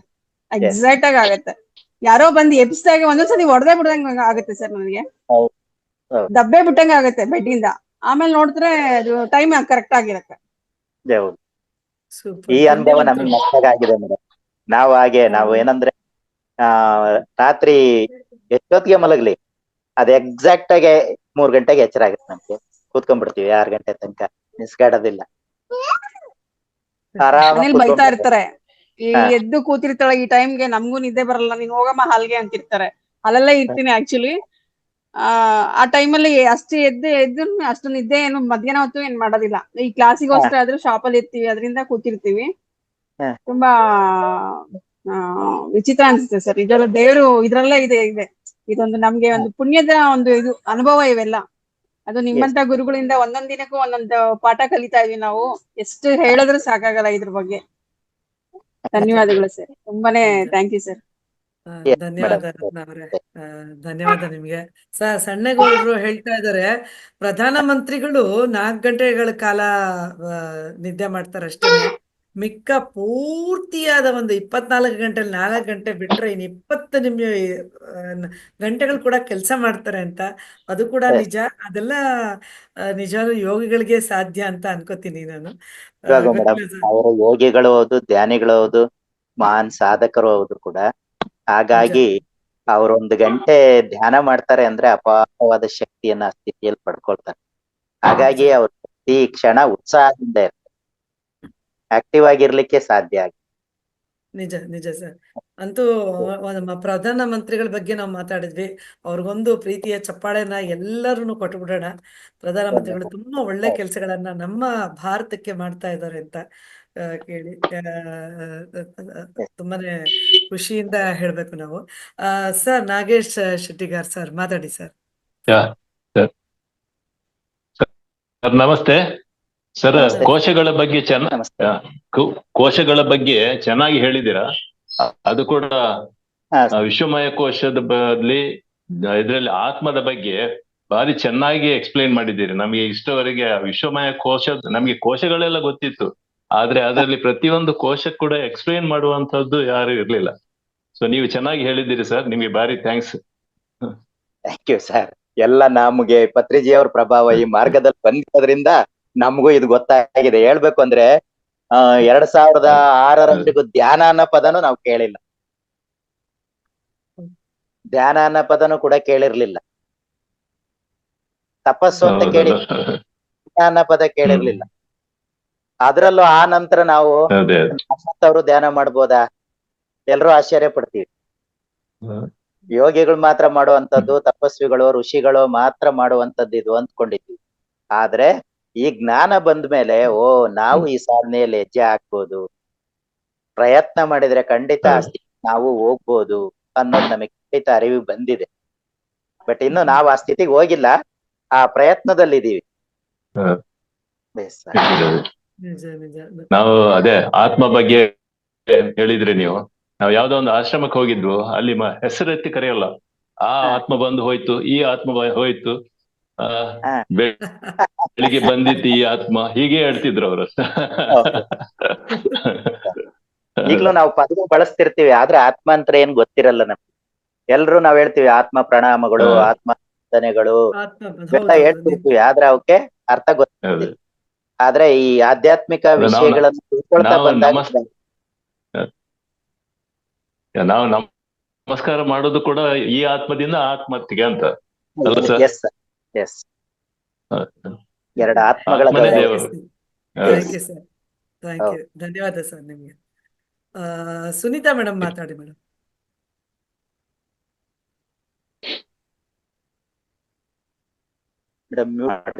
ಮೇಡಮ್ ಮ್ಯೂಟ್ ಆಗಿದೆ. ಆಯ್ತಲ್ಲ ಈಗ? ಮಾತಾಡಿ. ಅದೇ ನಮಸ್ತೆ. ಈಗ ಅದು ನಿದ್ದೆ ಟಾಪಿಕ್ ಇಂದ ಹೊರಟೋಯ್ತು, ಆದ್ರೂ ನಾನು ಅದನ್ನು ಕೇಳ್ಕೋಬೇಕು ಅಂತ. ಅಂದ್ರೆ ಈಗ ನಾವು ಪ್ರಧಾನ ಮಂತ್ರಿಯವರು ಹೇಳಿದ್ವಿ, ಆಮೇಲೆ ಯೋಗಿಗಳು ಹೇಳಿದ್ವಿ. ಈಗ ಅದೇ ತರ ನಮ್ಮ ಜೀವನದಲ್ಲೂ ಅಕಸ್ಮಾತ್ ನಾವ್ 2-3 ಗಂಟೆ ಟೈಮ್, 4 ಗಂಟೆ ಟೈಮ್ ಒಳ್ಳೆ ಸಾಲಿಡ್ ನಿದ್ದೆ ಮಾಡಿ, ಬಟ್ ಮಾರನೇ ದಿನ ನಾವು ಪೂರ್ತಿ ಆಕ್ಟಿವ್ ಆಗಿದ್ದು, ನಮಗೆ ಸುಸ್ತು ಏನು ಅನಿಸ್ತೇನೆ ನಾವು ಎನರ್ಜಿಯಿಂದ ಸ್ಫೂರ್ತಿಯಿಂದ ಕೆಲಸ ಮಾಡ್ಕೊಂಡಿದ್ರೆ ಅವಾಗ ನಮ್ಗೆ ಅದು ನಮ್ಮ ಇದು ಏನದು ಅನಾರೋಗ್ಯ ಬರೋಕ್ ಸಾಧ್ಯ ಇಲ್ಲ ಅಲ್ವಾ ಅಂತ ನಾನಂತ ಕೇಳುದು. ಇಲ್ಲ ಮೇಡಮ್, ಸಾಧ್ಯ ಆಗಲ್ಲ. ಅದೇ. ನಿಮ್ಗೆ ಅಷ್ಟೇ ಎನರ್ಜಿ ಸಾಕಾಗ್ಬೋದು. ಹಾಗಾಗಿ ನಿಮ್ಗೇನು ತೊಂದರೆ ಆಗೋದಿಲ್ಲ. ನೀವು ಉತ್ಸಾಹದಿಂದ ಇದ್ದೀರಾ, ಆಕ್ಟಿವ್ ಆಗಿದ್ದೀರಾ, ಯಾವುದೇ ರೀತಿ ಸುಸ್ತಿಲ್ಲ, ಬೇಸರ ಇಲ್ಲ, ಆಯಾಸ ಆಗ್ತಾ ಇಲ್ಲ ಅಂದ್ರೆ ನೀವು ಎನರ್ಜೆಟಿಕ್. ಹಾಗಾಗಿ ಅದು ಸಮಸ್ಯೆ ಆಗಲ್ಲ. ಅದು ನಮ್ಮ ದೇಹ ಸ್ಥಿತಿ, ನಾವಿರುವಂತ ಸ್ಥಿತಿ ಗುರುತಿಸ್ಕೊಂಡು ನಾವೇ ಪ್ರಾಕ್ಟೀಸ್ ಮಾಡ್ಕೋಬಹುದು. ಧನ್ಯವಾದ. ಓಕೆ, ಧನ್ಯವಾದ ಮೇಡಮ್, ಧನ್ಯವಾದ. HK ನರಸಿಂಹ ಅವರು ಮಾತಾಡ್ತಿದ್ದೀರಾ? ಮಾತಾಡಿ ಸರ್. ನಮಸ್ತೆ, ಮಾತಾಡಿ ಸರ್. ಅನ್ಮ್ಯೂಟ್ ಮಾಡ್ಕೊಳ್ಳಿ ಸರ್. ಮ್ಯೂಟ್ ಆಗಿದೆ, ಅನ್ಮ್ಯೂಟ್ ಮಾಡ್ಕೊಳ್ಳಿ. ಎಸ್. ಈಗ ನಾವು ಸುಮಾರು ವರ್ಷಗಳಿಂದ ಹಿಂದೆನೆ ಒಂದು 10-12 ವರ್ಷದಿಂದ ಪತ್ರಿಜಿ ಅವ್ರನ್ನ ಇದರೆಲ್ಲ ಭೇಟಿ ಮಾಡಿ ಸುಮಾರು ಪಿರಮಿಡ್ ಧ್ಯಾನ, ವಿಪಸ್ಸನ ಮೆಡಿಟೇಷನ್, ಈಗ ಆಲ್ರೆಡಿ ಯೋಗದಲ್ಲಿ ರೆಗ್ಯುಲರ್ ಆಗಿ ಯೋಗ ಶಿಕ್ಷಕರಾಗೂ ಕೆಲಸ ಮಾಡ್ತಾ ಇದ್ದೀನಿ ನಾನು. ಹಂಗಾಗಿ ಧ್ಯಾನ, ಈಗ ನೀವ್ ಹೇಳ್ದಂಗೆ ಎಲ್ಲವೂ ಸತ್ಯವೇ, ಆದ್ರೆ ಅದನ್ನ ತಿಳ್ಕೊಳ್ಳೋಂತ ಮನಸ್ಥಿತಿ ಮನುಷ್ಯನಿಗೆ ಬರ್ಬೇಕಷ್ಟೇನೆ. ಯಾವಾಗ ಒಪ್ಕೊಳ್ಳೋ ಸ್ಥಿತಿ ಬರಲ್ಲ, ಆಗ ಅವನು ಯಾವ್ದನ್ನೂ ತಗೊಳಲ್ಲ. ಹಲವಾರು ವಿಷಯಗಳ ಬಗ್ಗೆ ಹಲವಾರು ಕಡೆಗೆ ಗಮನ ಕೊಟ್ಟಾಗ ಏನಾಗುತ್ತೆ ಅಂದ್ರೆ ಅವನ ಮನಸ್ಸು ಸ್ಥಿರತೆ ಬರಲ್ಲ. ಸ್ಥಿರತೆ ಬರ್ಬೇಕು ಅಂತಂದ್ರೆ ನೀವು ಹೇಳಿದ ರೀತಿ ಕೊಟ್ಟ ನಿರ್ದೇಶನದಂತೆ ಒಂದು ಸಮಸ್ಥಿತಿಗೆ ಬರ್ಬೇಕು. ಸಮಸ್ಥಿತಿಗೆ ಯಾವಾಗ ಬರ್ತಾನೆ ಅವನಿಗೆ, ಆಗ ವಾಸ್ತವಾಂಶದ ನೆಲೆ ಅರ್ಥ ಆಗುತ್ತೆ ಅನ್ನೋದೇ ನನ್ನ ಒಂದು ಇದು. ನನಗಾಗ್ಲೇ ಸುಮಾರು ನಮ್ಮ ಯೂಟ್ಯೂಬ್ ನಲ್ಲಿ ನೋಡಿದೀನಿ. ಅದೀಗ ಏನೋ ಹೇಳ್ತಾ ಇದ್ರು ವಿಶ್ವಕೋಶದ ಬಗ್ಗೆ, ಪ್ರಧಾನ ಮಂತ್ರಿಗಳ ಬಗ್ಗೆ ಹೇಳ್ತಾ ಇದ್ರು. ಧ್ಯಾನದಲ್ಲಿ ಎಷ್ಟು ಶಕ್ತಿ ಇದೆ ಅನ್ನಕ್ಕೆ ನಮ್ಮ ಪ್ರಧಾನ ಮಂತ್ರಿನೇ ಒಂದು ರೀಸನ್. ಯಾಕೆಂದ್ರೆ ಅವರು ಡೈಲಿ ಮಾಡೋ ಒಂದು 10 ನಿಮಿಷ 5 ನಿಮಿಷ ಒಂದು 1 ಅವರ್ ಯೋಗದಿಂದ ಅಷ್ಟು ಇಡೀ ದಿನ ಅವರು ಆಕ್ಟಿವೇಟ್ ಆಗಿರ್ತಾರೆ ಅನ್ನೋದನ್ನ ಎಲ್ಲರಿಗೂ ಗೊತ್ತಿರೋ ವಿಷಯನೇ. ಹಾಗಾಗಿ ಧನ್ಯವಾದಗಳು. ಧನ್ಯವಾದ ಸರ್, ಧನ್ಯವಾದ ನಿಮ್ಗೆ. ಆತ್ಮ ಬಂಧುಗಳೇ, ಯಾರ್ಯಾರು ನಿಮ್ಮ ಅಭಿಪ್ರಾಯಗಳನ್ನ ಹಂಚ್ಕೊಳ್ಬೇಕು ಅಂತಿರೋ ದಯವಿಟ್ಟು ಹಂಚ್ಕೊಳ್ಳಿ. ಈ ಒಂದು ಸದಾವಕಾಶನ ಖಂಡಿತ ನೀವು ಮಿಸ್ ಮಾಡ್ಕೊಳ್ಬೇಡಿ ಅಂತ ಹೇಳ್ತೀನಿ. ಆಮೇಲೆ ಇಲ್ಲೊಂದಷ್ಟು ಜನ ಪ್ರಶ್ನೆ ಕೇಳ್ತಾ ಇದ್ದಾರೆ, ನಮಗೆ ಯೂಟ್ಯೂಬಲ್ಲಿ ಸಿಗುತ್ತಾ ಇದು ಮತ್ತೆ ಅಂತ. ಖಂಡಿತವಾಗಿಯೂ ಸಿಗುತ್ತೆ. ದಿನವೂ ಕೂಡ ಇವತ್ತು ನಡೆಯುವಂಥ ಕಾರ್ಯಕ್ರಮ ನಾಳೆ ಸಂಜೆ ಒಳಗಾಗಿ ನಿಮಗೆ ಯೂಟ್ಯೂಬಲ್ಲಿ ಲಭ್ಯವಿರುತ್ತೆ. ಖಂಡಿತ ನೀವು ಪ್ರತಿಯೊಂದನ್ನು ನೀವು ನೋಡಬಹುದು. ಮತ್ತೊಮ್ಮೆ ನೀವು ಇದೇನೇನು ಸರ್ ಹೇಳಿರ್ತಾರೆ ಅನ್ನೋದಾಗ್ಲಿ, ಪ್ರತಿಯೊಂದು ದಿನದ ಕಾರ್ಯಕ್ರಮವನ್ನು ಮತ್ತೊಮ್ಮೆ ನೀವು ಮೆಲುಕು ಹಾಕ್ಬೋದು ಅಂತ ಹೇಳ್ತೀನಿ. ಆತ್ಮ ಬಂಧುಗಳೇ, ಮತ್ತೆ ಯಾರು ಮಾತಾಡ್ತೀರಿ? ಸತ್ಯೇಂದ್ರ ಸರ್. ಸರ್, ವಿರೂಪಾಕ್ಷಪ್ಪ ಗೌರಿಬಿದನೂರು ಅವ್ರಿಗೆ ನಮಸ್ಕಾರಗಳು. ತುಂಬಾ ಚೆನ್ನಾಗಿದ್ದು ಸರ್ ಕಾರ್ಯಕ್ರಮ. ವಿಚಾರಧಾರೆ ತಾವು ಮಾತಾಡೋದ್ರಲ್ಲೇ ಗೊತ್ತಾಗತ್ತೆ ನೀವು ಉತ್ತಮ ಸಾಧಕರು ಅನ್ನೋದು. ತಾಳ್ಮೆ, ಸಹನೆ, ಕೋಪ ಇಲ್ಲದೆ ಇರೋದು ಎಲ್ಲವನ್ನೂ ನೀವು ಅದ್ರಲ್ಲಿ ತೋರಿಸಿದ್ರಿ. ಉತ್ತಮ ಸಾಧಕನಿಗೆ ಏನಿರ್ಬೇಕೋ ಅದೆಲ್ಲ ನಿಮ್ಮಲ್ಲಿ ಕಾಣಿಸ್ತು. ಪರಿಪೂರ್ಣತ್ವ ಅನ್ನೋದು ಇದೆ ನಿಮ್ಮಲ್ಲಿ ಇರೋದನ್ನ ನಮ್ಗೆಲ್ಲ ಒಂದು ಎಕ್ಸಾಂಪಲ್ ಆದ್ರಿ. ನಿಮ್ಮ ಒಂದು ಬಿಹೇವಿಯರ್ ಏನಿದೆ, ನಿಮ್ಮ ಒಂದು ಸ್ಪೀಚ್ ಮಾಡೋ ಥಾಟ್ ಏನಿದೆ, ಅದು ಎಲ್ರೂ ಅನುಸರಿಸ್ಕೊಂಡು ಹೋದ್ರೆ ಖಂಡಿತ ಒಳ್ಳೇದಾಗುತ್ತೆ ಅಂತ ಹೇಳ್ಬೋದು. ಇನ್ನು ನಿದ್ರೆ ವಿಷಯಕ್ಕೆ ಬರ್ಬೇಕು ಅಂತ ಹೇಳಿದ್ರೆ, ನಿದ್ರೆ ಮನುಷ್ಯನಿಗೆ ಅವಿಭಾಜ್ಯ ಅಂಗನೇ ಸರ್. ಈಗ ಯಶೋಧ ಅವ್ರು ಕೇಳಿದ್ದೇ ಆಗ್ಲಿ, ರತ್ನ ಅವ್ರು ಕೇಳಿದ್ದಕ್ಕೆ ಆಗ್ಲಿ, ವೈದ್ಯ ಅವ್ರು ಹೇಳಿದ್ದಕ್ಕೆ ಆಗ್ಲಿ, ಏನಂದ್ರೆ ಮನುಷ್ಯನಿಗೆ ನೀವು 8 hours ಬೇಕು ಅಂತ ಹೇಳ್ತಾರೆ. ಬಟ್ ಇನ್ನೊಂದು ಏನಂದ್ರೆ, ಸಣ್ಣ ಮಕ್ಕಳಿಗೆ 18 ಗಂಟೆಗಳು ಬೇಕು ಇನ್ಫ್ಯಾಂಟ್ಸ್ಗೆ. ಆ ನಿದ್ರೆ ಟೈಮ್ನಲ್ಲೇನೆ ಅವಕ್ಕೆ ಕಾಸ್ಮಿಕ್ ರೇಸ್ ಅದ್ರ ಬೆಳೆಯುತ್ತೆ, ಅದು ಗ್ರೋತ್ ಆಗೋದಕ್ಕೆ ಅನುಕೂಲ ಆಗುತ್ತೆ ಅಂತ. ಆ ಮಕ್ಕಳಿಗೆ ಆ ಸಣ್ಣ ವಯಸ್ಸಲ್ಲಿ ಮಕ್ಕಳು ಬೆಳಿಲ್ಲ, ಗ್ರೋತ್ ಬರ್ಲಿಲ್ಲ ಅಂದ್ರೆ ನಿದ್ದೆ ಇಲ್ಲ ಅಂತ. ಆದ್ರೆ ನಮಗೆ ಬರ್ತಾ ಬರ್ತಾ ಬರ್ತಾ ಬರ್ತಾ ಮಿಡ್ಲ್ ಏಜ್ ಅಲ್ಲಿ ನಮ್ಗೆ ಚೆನ್ನಾಗಿರುತ್ತೆ, ನಿದ್ದೆ ಬರ್ತಿರುತ್ತೆ, ಎಲ್ಲ ಆಗ್ತಿರುತ್ತೆ. ಅವಾಗ ನಿದ್ದೆ ಮಾಡ್ಲಿಲ್ಲ ಅಂದ್ರೆ, ಕಮ್ಮಿ ನಿದ್ದೆ ಅಂದ್ರೆ ಕಣ್ಣುರಿ, ಮೈಕೈ ನೋವು, ಹೆವಿನೆಸ್ ಎಲ್ಲ ಬರ್ತಾ ಇರುತ್ತೆ. ಆದ್ರೆ ಕೊನೆ ಇನ್ನೊಂದೇನು ಅಂತಂದ್ರೆ, ನಮ್ಗೆ ತಾವೇನಾರು ಯಾರೋ ಲೇಡಿ ಹೇಳಿದ್ರು, ಸುನೀತಾ ಅವರು, ನನ್ಗೆ 4 ಗಂಟೆ ನಿದ್ದೆ ಮಾಡ್ತೀನಿ, ನನ್ಗೆ ಆಯಾಸನೇ ಆಗೋದಿಲ್ಲ ಅಂತ. ಆಯಾಸನೇ ಆಗಲ್ಲ ಅಂತಂದಾಗ ಅದು ಪರಿಪೂರ್ಣತೆಗೆ ಬಂದಿದ್ದಾರೆ. ಅಂದ್ರೆ ಮನಸ್ಸು ಒಂದು ತೇಜೋಹಾರಿಯಾಗಿದೆ. ತೇಜೋಹಾರಿಯಾಗಿರೋದ್ರಿಂದ ಅವ್ರು ಖಂಡಿತವಾಗಿ ಅವ್ರಿಗೆ ಸಕ್ಸಸ್ ಅನ್ನೋದು ಬರ್ತಾ ಇದೆ. ಅಂದ್ರೆ ನಮಗೂ ಅಷ್ಟೇನೆ ಸರ್, ಯಾವಾಗ ನಾವು ಮಿನಿಮಮ್ ಒಂದು ಉತ್ಸಾಹದಿಂದ ಇರ್ತೀವಿ, ಒಂದು ಯಾವುದೇ ಒಂದು ಎಲ್ಲ ನಾನು ಮಾಡ್ತೀನಿ, ಸಾಧಕನಾಗ್ಬೇಕು ನಾವು. ಯಾವಾಗ ಡೆಟರ್ಮಿನೇಷನ್ ಇರುತ್ತೆ, ಆವಾಗ ಏನಾಗುತ್ತೆ, ನಿದ್ದೆ ಏನು ಬರೋದಿಲ್ಲ ನಮ್ಗೆ, ಎಲ್ಲ ಗೌಣ ಆಗತ್ತೆ. ಆವಾಗ ನಾವು ಏನ್ ಬೇಕಾದ್ರೂ ಸಾಧಿಸ್ಬೋದು, ನಮಗೆ ಆಯಾಸ ಅನ್ನೋದೇ ಆಗೋದಿಲ್ಲ. ನಾವು ನಿದ್ದೆನೇ ಯೋಚನೆ ಮಾಡ್ತಿದ್ರೆ ಮಾಡಕ್ಕಾಗಲ್ಲ. ಈಗ ನಿದ್ದೆ ಬರ್ಲಿಲ್ಲ ಅಂತ ಏನಾಗ್ಲಿ, ನಮ್ಮ ರತ್ನ ಅವ್ರೇ ಆಗ್ಲಿ, ಯಶೋಧ ಅವ್ರಿಗೆ ಆಗ್ಲಿ, ಸ್ವಲ್ಪ ದಯವಿಟ್ಟು ತಪ್ಪು ತಿಳ್ಕೊಬೇಡಿ. ನಾವು ಏನ್ ಮಾಡ್ಬೇಕು, ಯಾವ್ದಾದ್ರು ಗ್ರಂಥಗಳನ್ನ ಓದಿ, ಪುಸ್ತಕಗಳನ್ನ ಓದಿ, ಏನಾದ್ರು ಮನ್ಸಿಗೆ ಏನ್ ತೋಚುತ್ತೆ ಬರೀತಾ ಬನ್ನಿ. ನಿಮ್ ಕೈಯಿಂದ ಒಂದು ಉತ್ತಮವಾದ ಗ್ರಂಥ ಬರುತ್ತೆ, ಒಂದು ಕತೆ ಬರುತ್ತೆ, ಒಂದು ಗಮನ ಬರುತ್ತೆ, ಒಂದು ಅನುಭವ ಆಗುತ್ತೆ.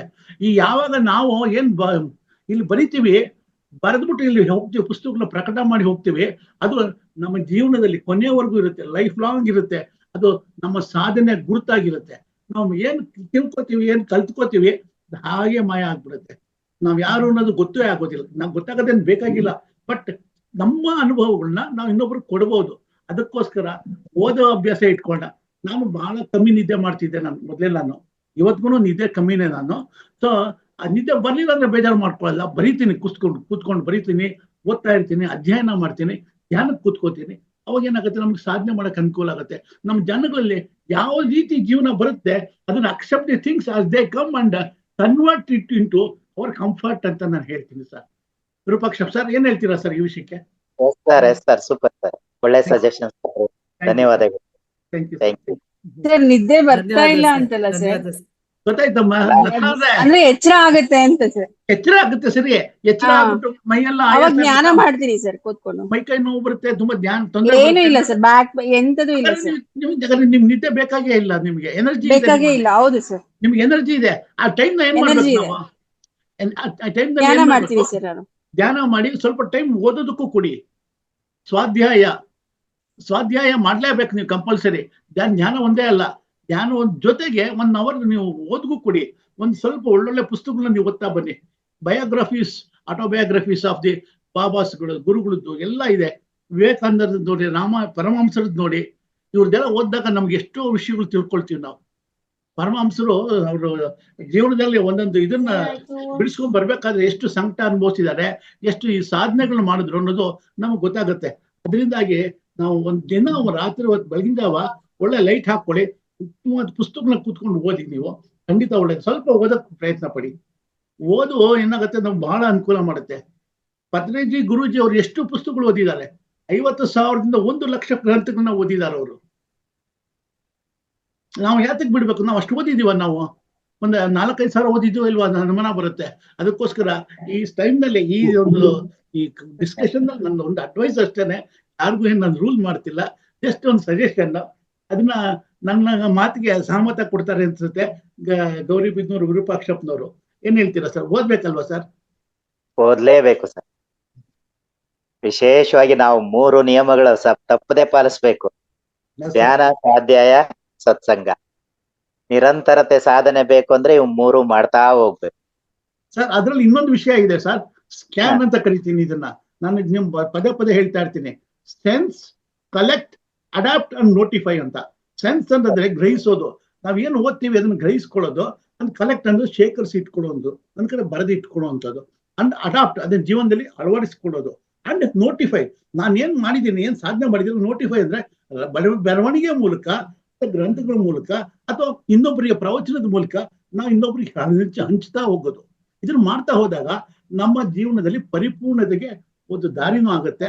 ಇದು ನಿಮ್ಮ ನಮ್ಮ ಕೋಶಗಳದ್ದು ಒಂದು ಏನು ಸಾಧನೆ ಇದೆ, ಅದರಲ್ಲಿ ನಾವು ಯಾವ್ದೋ ಒಂದು ಇದ್ರಲ್ಲಿ ಬಂದು ಸೇರ್ಕೊಂಡಿರ್ತೀವಿ ಸರ್, ಅಲ್ವಾ ಸರ್? Thank you. ಧನ್ಯವಾದಗಳು. ಧನ್ಯವಾದ ಸರ್, ತುಂಬಾ ಚೆನ್ನಾಗಿ ಮಾತಾಡಿದ್ವಿ ಸರ್. ನಾರಾಯಣ್ ಸತ್ಯೇಂದ್ರ ಕುಮಾರ್ ಅಭಿಪ್ರಾಯಗಳಿಗೆ ತುಂಬಾ ಧನ್ಯವಾದ. ಹೌದು ಸರ್, ತುಂಬಾ ಜ್ಞಾನವಂತರು ಸರ್ ಸತ್ಯೇಂದ್ರ ಕುಮಾರ್ ಸರ್ ಅವರು. ಸಾಕಷ್ಟು ಪುಸ್ತಕಗಳನ್ನ ಬರೆದಿದ್ದಾರೆ.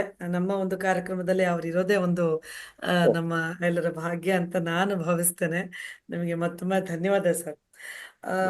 ಮತ್ತೊಮ್ಮೆ ಆತ್ಮ ಬಂಧುಗಳೇ, ನಿಮ್ಮ ಒಂದು ಪ್ರಶ್ನೆಗಳು ಏನಿದ್ರು, ಅಭಿಪ್ರಾಯಗಳಿದ್ರು ದಯವಿಟ್ಟು ಹಂಚ್ಕೊಳ್ಳಿ. ಇನ್ನೊಂದು ಆಲ್ರೆಡಿ ಟೈಮ್ ಆಗ್ತಾ ಇದೆ. ಇನ್ನೊಂದು 5 ನಿಮಿಷ ಯಾರಾದ್ರೂ ಒಬ್ರು ಮಾತಾಡ್ಬೋದು ಅಂತ ಅನ್ಕೋತೀನಿ. ಯಾರಾದ್ರು ಒಬ್ರು ಮಾತಾಡೋದಾದ್ರೆ ಖಂಡಿತ ಮಾತಾಡಿ. ಈ ವಿಶ್ವಮಯ ಪ್ರಾಣಕೋಶ ಅಥವಾ ವಿಶ್ವಮಯ ಶರೀರ ಇರಬಹುದು, ಅಥವಾ ನಿರ್ವಾಣ ಶರೀರಕ್ಕೆ ನಾವು ಯಾವಾಗ ಮುಟ್ತೀವಿ ನಮಗೆ ಗೊತ್ತಿಲ್ಲ. ಆತ್ಮಗಳ ಒಂದು ಅವಲೋಕನ ಆಗ್ಲಿ, ಅಂದ್ರೆ ಒನ್ನೆಸ್ ಅಂತ ಹೇಳ್ತಾರೆ, ಏಕತೆ ಅಂತ. ಇದನ್ನ ನಾವು ಯಾವ ಮಟ್ಟಿಗೆ ನಾವು ಅಲ್ಲಿ ತಲುಪ್ತೀವಿ ಗೊತ್ತಿಲ್ಲ. ಆದರೆ ಮಿಕ್ಕೆಲ್ಲ ಒಂದು ಶರೀರಗಳನ್ನ ತಿಳ್ಕೊಂಡು ಅದನ್ನ ಅನುಭೂತಿಯನ್ನ ಪಡೆಯುವಂಥದ್ದು ನಮ್ಮಿಂದ ಆಗ್ಬೇಕು. ಅದಕ್ಕೆ ಈ ಸಜ್ಜನ ಸಾಂಗತ್ಯ ಅನ್ಬೋದು, ಅಥವಾ ಸ್ವಾಧ್ಯಾಯ ಅನ್ಬೋದು, ಸತ್ಸಂಗ ಅನ್ಬೋದು, ಇವೆಲ್ಲವೂ ಮುಖ್ಯ ಅಂತ ಎಲ್ಲ ಮಹನೀಯರಿಂದ ತಿಳಿದು ಬಂತು. ಮತ್ತೆ ಯಾರು ಹಂಚ್ಕೊಳ್ತೀರಿ Yashodha madam? Thank you ma'am. Sir, Virupakshappa sir, ತುಂಬಾ ಧನ್ಯವಾದಗಳು. ಚೆನ್ನಾಗಿ ವಿವರಿಸಿ ಎಲ್ಲ ಮನಮುಟ್ಟುವಂತೆ ಹೇಳ್ಕೊಟ್ರಿ ನಮ್ಗೆ. ಈ ಕೋಶಗಳ ಬಗ್ಗೆ ಎಲ್ಲ ಇದೆ, ಹೊಸದಾಗಿ ಹೊಸ ಹೊಸ ವಿಷಯಗಳನ್ನ ತಿಳ್ಕೊಳ್ತಾ ಇದೀವಿ. ದಿನದಿಂದ ದಿನಕ್ಕೆ ನಮಗೂ ಜ್ಞಾನ, ನಾವು ಏನ್ ಪಡ್ಕೊಳ್ತಾ ಇದೀವಿ ಅದನ್ನ ಮನನ ಮಾಡ್ಕೊಂಡ್ರೆ ನಿಜವಾಗ್ಲೂನು ಅದನ್ನ ನಾವು ಅರ್ಥಕೊಳ್ಳಿಕ್ಕೆ ಸಹಾಯ ಆಗುತ್ತೆ. ಮನನ ಮೋಸ್ಟ್ ಇಂಪಾರ್ಟೆಂಟ್. ಏನೇ ಕೇಳಿಸ್ಕೊಂಡ್ರು ಇಲ್ಲಿಗೆ ಮರ್ತ್ ಬಿಡ್ಬಾರ್ದು. ಅದನ್ನ ಒಂದು ಪಟ್ಟಿ ಮಾಡ್ಕೊಂಡು ಏನೇನು ವಿಷಯಗಳನ್ನ ತಿಳಿಸ್ಕೊಟ್ಟಿದ್ದೀರಾ ಅದನ್ನೆಲ್ಲ ತಿಳ್ಕೊಂಡು ಅದನ್ನ ಮತ್ತಷ್ಟು ಇನ್ನಷ್ಟು ಕುತೂಹಲಕ್ಕೆ ದಾರಿ ಮಾಡ್ಕೊಡುತ್ತೆ. ಇನ್ನ ತಿಳ್ಕೊಳ್ಬೇಕು. ಈ ಧ್ಯಾನಕ್ ಬಂದ್ಮೇಲೆ ನನ್ನ ಸ್ವಂತ ಎಕ್ಸ್ಪೀರಿಯನ್ಸ್ ಅಂತಂದ್ರೆ, ನಿದ್ದೆ ವಿಷಯ ಬಂದದ್ದಕ್ಕೆ ಹೇಳ್ತಾ ಇದ್ದೀನಿ, ನಿದ್ದೆ ಕ್ರಮೇಣ ಕಡಿಮೆ ಆಗ್ಬಿಟ್ಟಿದೆ. ಧ್ಯಾನ ಮಾಡ್ತಾ ಒಂದು ಕ್ವಾಲಿಟಿ ಧ್ಯಾನ ಒಂದು ಅರ್ಧ ಗಂಟೆ 20 ನಿಮಿಷ ಸಿಕ್ಕಿದ್ರೆ ಸಾಕು. ಆಲೋಚನೆಯಿಂದ ಒಂದು 1/4 ಗಂಟೆ 20 ನಿಮಿಷ ಹೋಗ್ಬಿಟ್ರೆ, ಇನ್ನೊಂದು ಆಳವಾದ ಧ್ಯಾನ ಒಂದು 15 ನಿಮಿಷ 20 ನಿಮಿಷ ಮಾಡಿದ್ರೆ ಸಾಕು 2 ಅವರ್ಸ್ ನಿದ್ದೆ ಮಾಡಿದಷ್ಟು ಅನುಭವ ಬಂದ್ಬಿಡುತ್ತೆ ನನ್ಗೆ. ಯಾವಾಗ್ಲೂ ಸುಸ್ತಾಗ್ಬಿಟ್ಟು ಆಯಾಸ ಆಗಿ ಮಧ್ಯಾಹ್ನದ ಹೊತ್ತು ಒಂದ್ ಅರ್ಧ ಗಂಟೆ ಒಂದು ನ್ಯಾಪ್ ಅಂತ ಹೇಳ್ತೀವಲ್ಲ, ಅದು ಹೋಗ್ಬಿಡ್ತಾ ಇದ್ದೆ. ಆದ್ರೆ ಅದನ್ನು ಇವಾಗ ಮಾಡ್ತಾ ಇಲ್ಲ. ಈಗ ಒಂದೊಂದೇ ಜವಾಬ್ದಾರಿಯುತ ಕೆಲಸ ಕೊಟ್ಟಿರೋದ್ರಿಂದ ಯಾವಾಗ್ಲೂ ಅದ್ರಲ್ಲಿ ತೊಡಗಿಸ್ಕೊಂಡಿರ್ತೀನಿ ನನ್ನ ದಿನನಿತ್ಯ ಜೀವನದಲ್ಲಿ. ಸೊ ಹಾಗಾಗಿ ವಿಷಯಗಳು ಏನೇನ್ ಡೈಲಿ ಸಿಗ್ತಾ ಇದೆ ತುಂಬಾ ಉಪಯುಕ್ತವಾಗಿದೆ. ನಮ್ಮನ್ನ ನಾವು ಕಂಡುಕೊಳ್ಳೋ ನಿಟ್ಟಿನಲ್ಲಿ ನಾವು ಸಾಕ್ತಾ ಇದ್ದೀನಿ. ಅದು ಪರ್ಸನಲ್ ಹೇಳ್ಬೇಕು ಅಂದ್ರೆ, ದಿನದಿಂದ ದಿನಕ್ಕೆ ಒಂದ್ ಸ್ವಲ್ಪ ಜ್ಞಾನ ಚೂರುಪಾರು ನನ್ನ ತಲೆಗೆ ಹೋಗ್ತಾ ಇರೋದೇ ಒಂದು ದೊಡ್ಡ ವಿಶೇಷವಾದ ವಿಷಯ. ಅದ್ರ ನಿಟ್ಟಿನಲ್ಲಿ ನಾನು ಕೆಲಸ ಮಾಡ್ತಾ ಇದ್ದೀನಿ. ಕುತೂಹಲ ಇನ್ನಷ್ಟು ಇದೆ, ಮಗದಷ್ಟು ಇದೆ.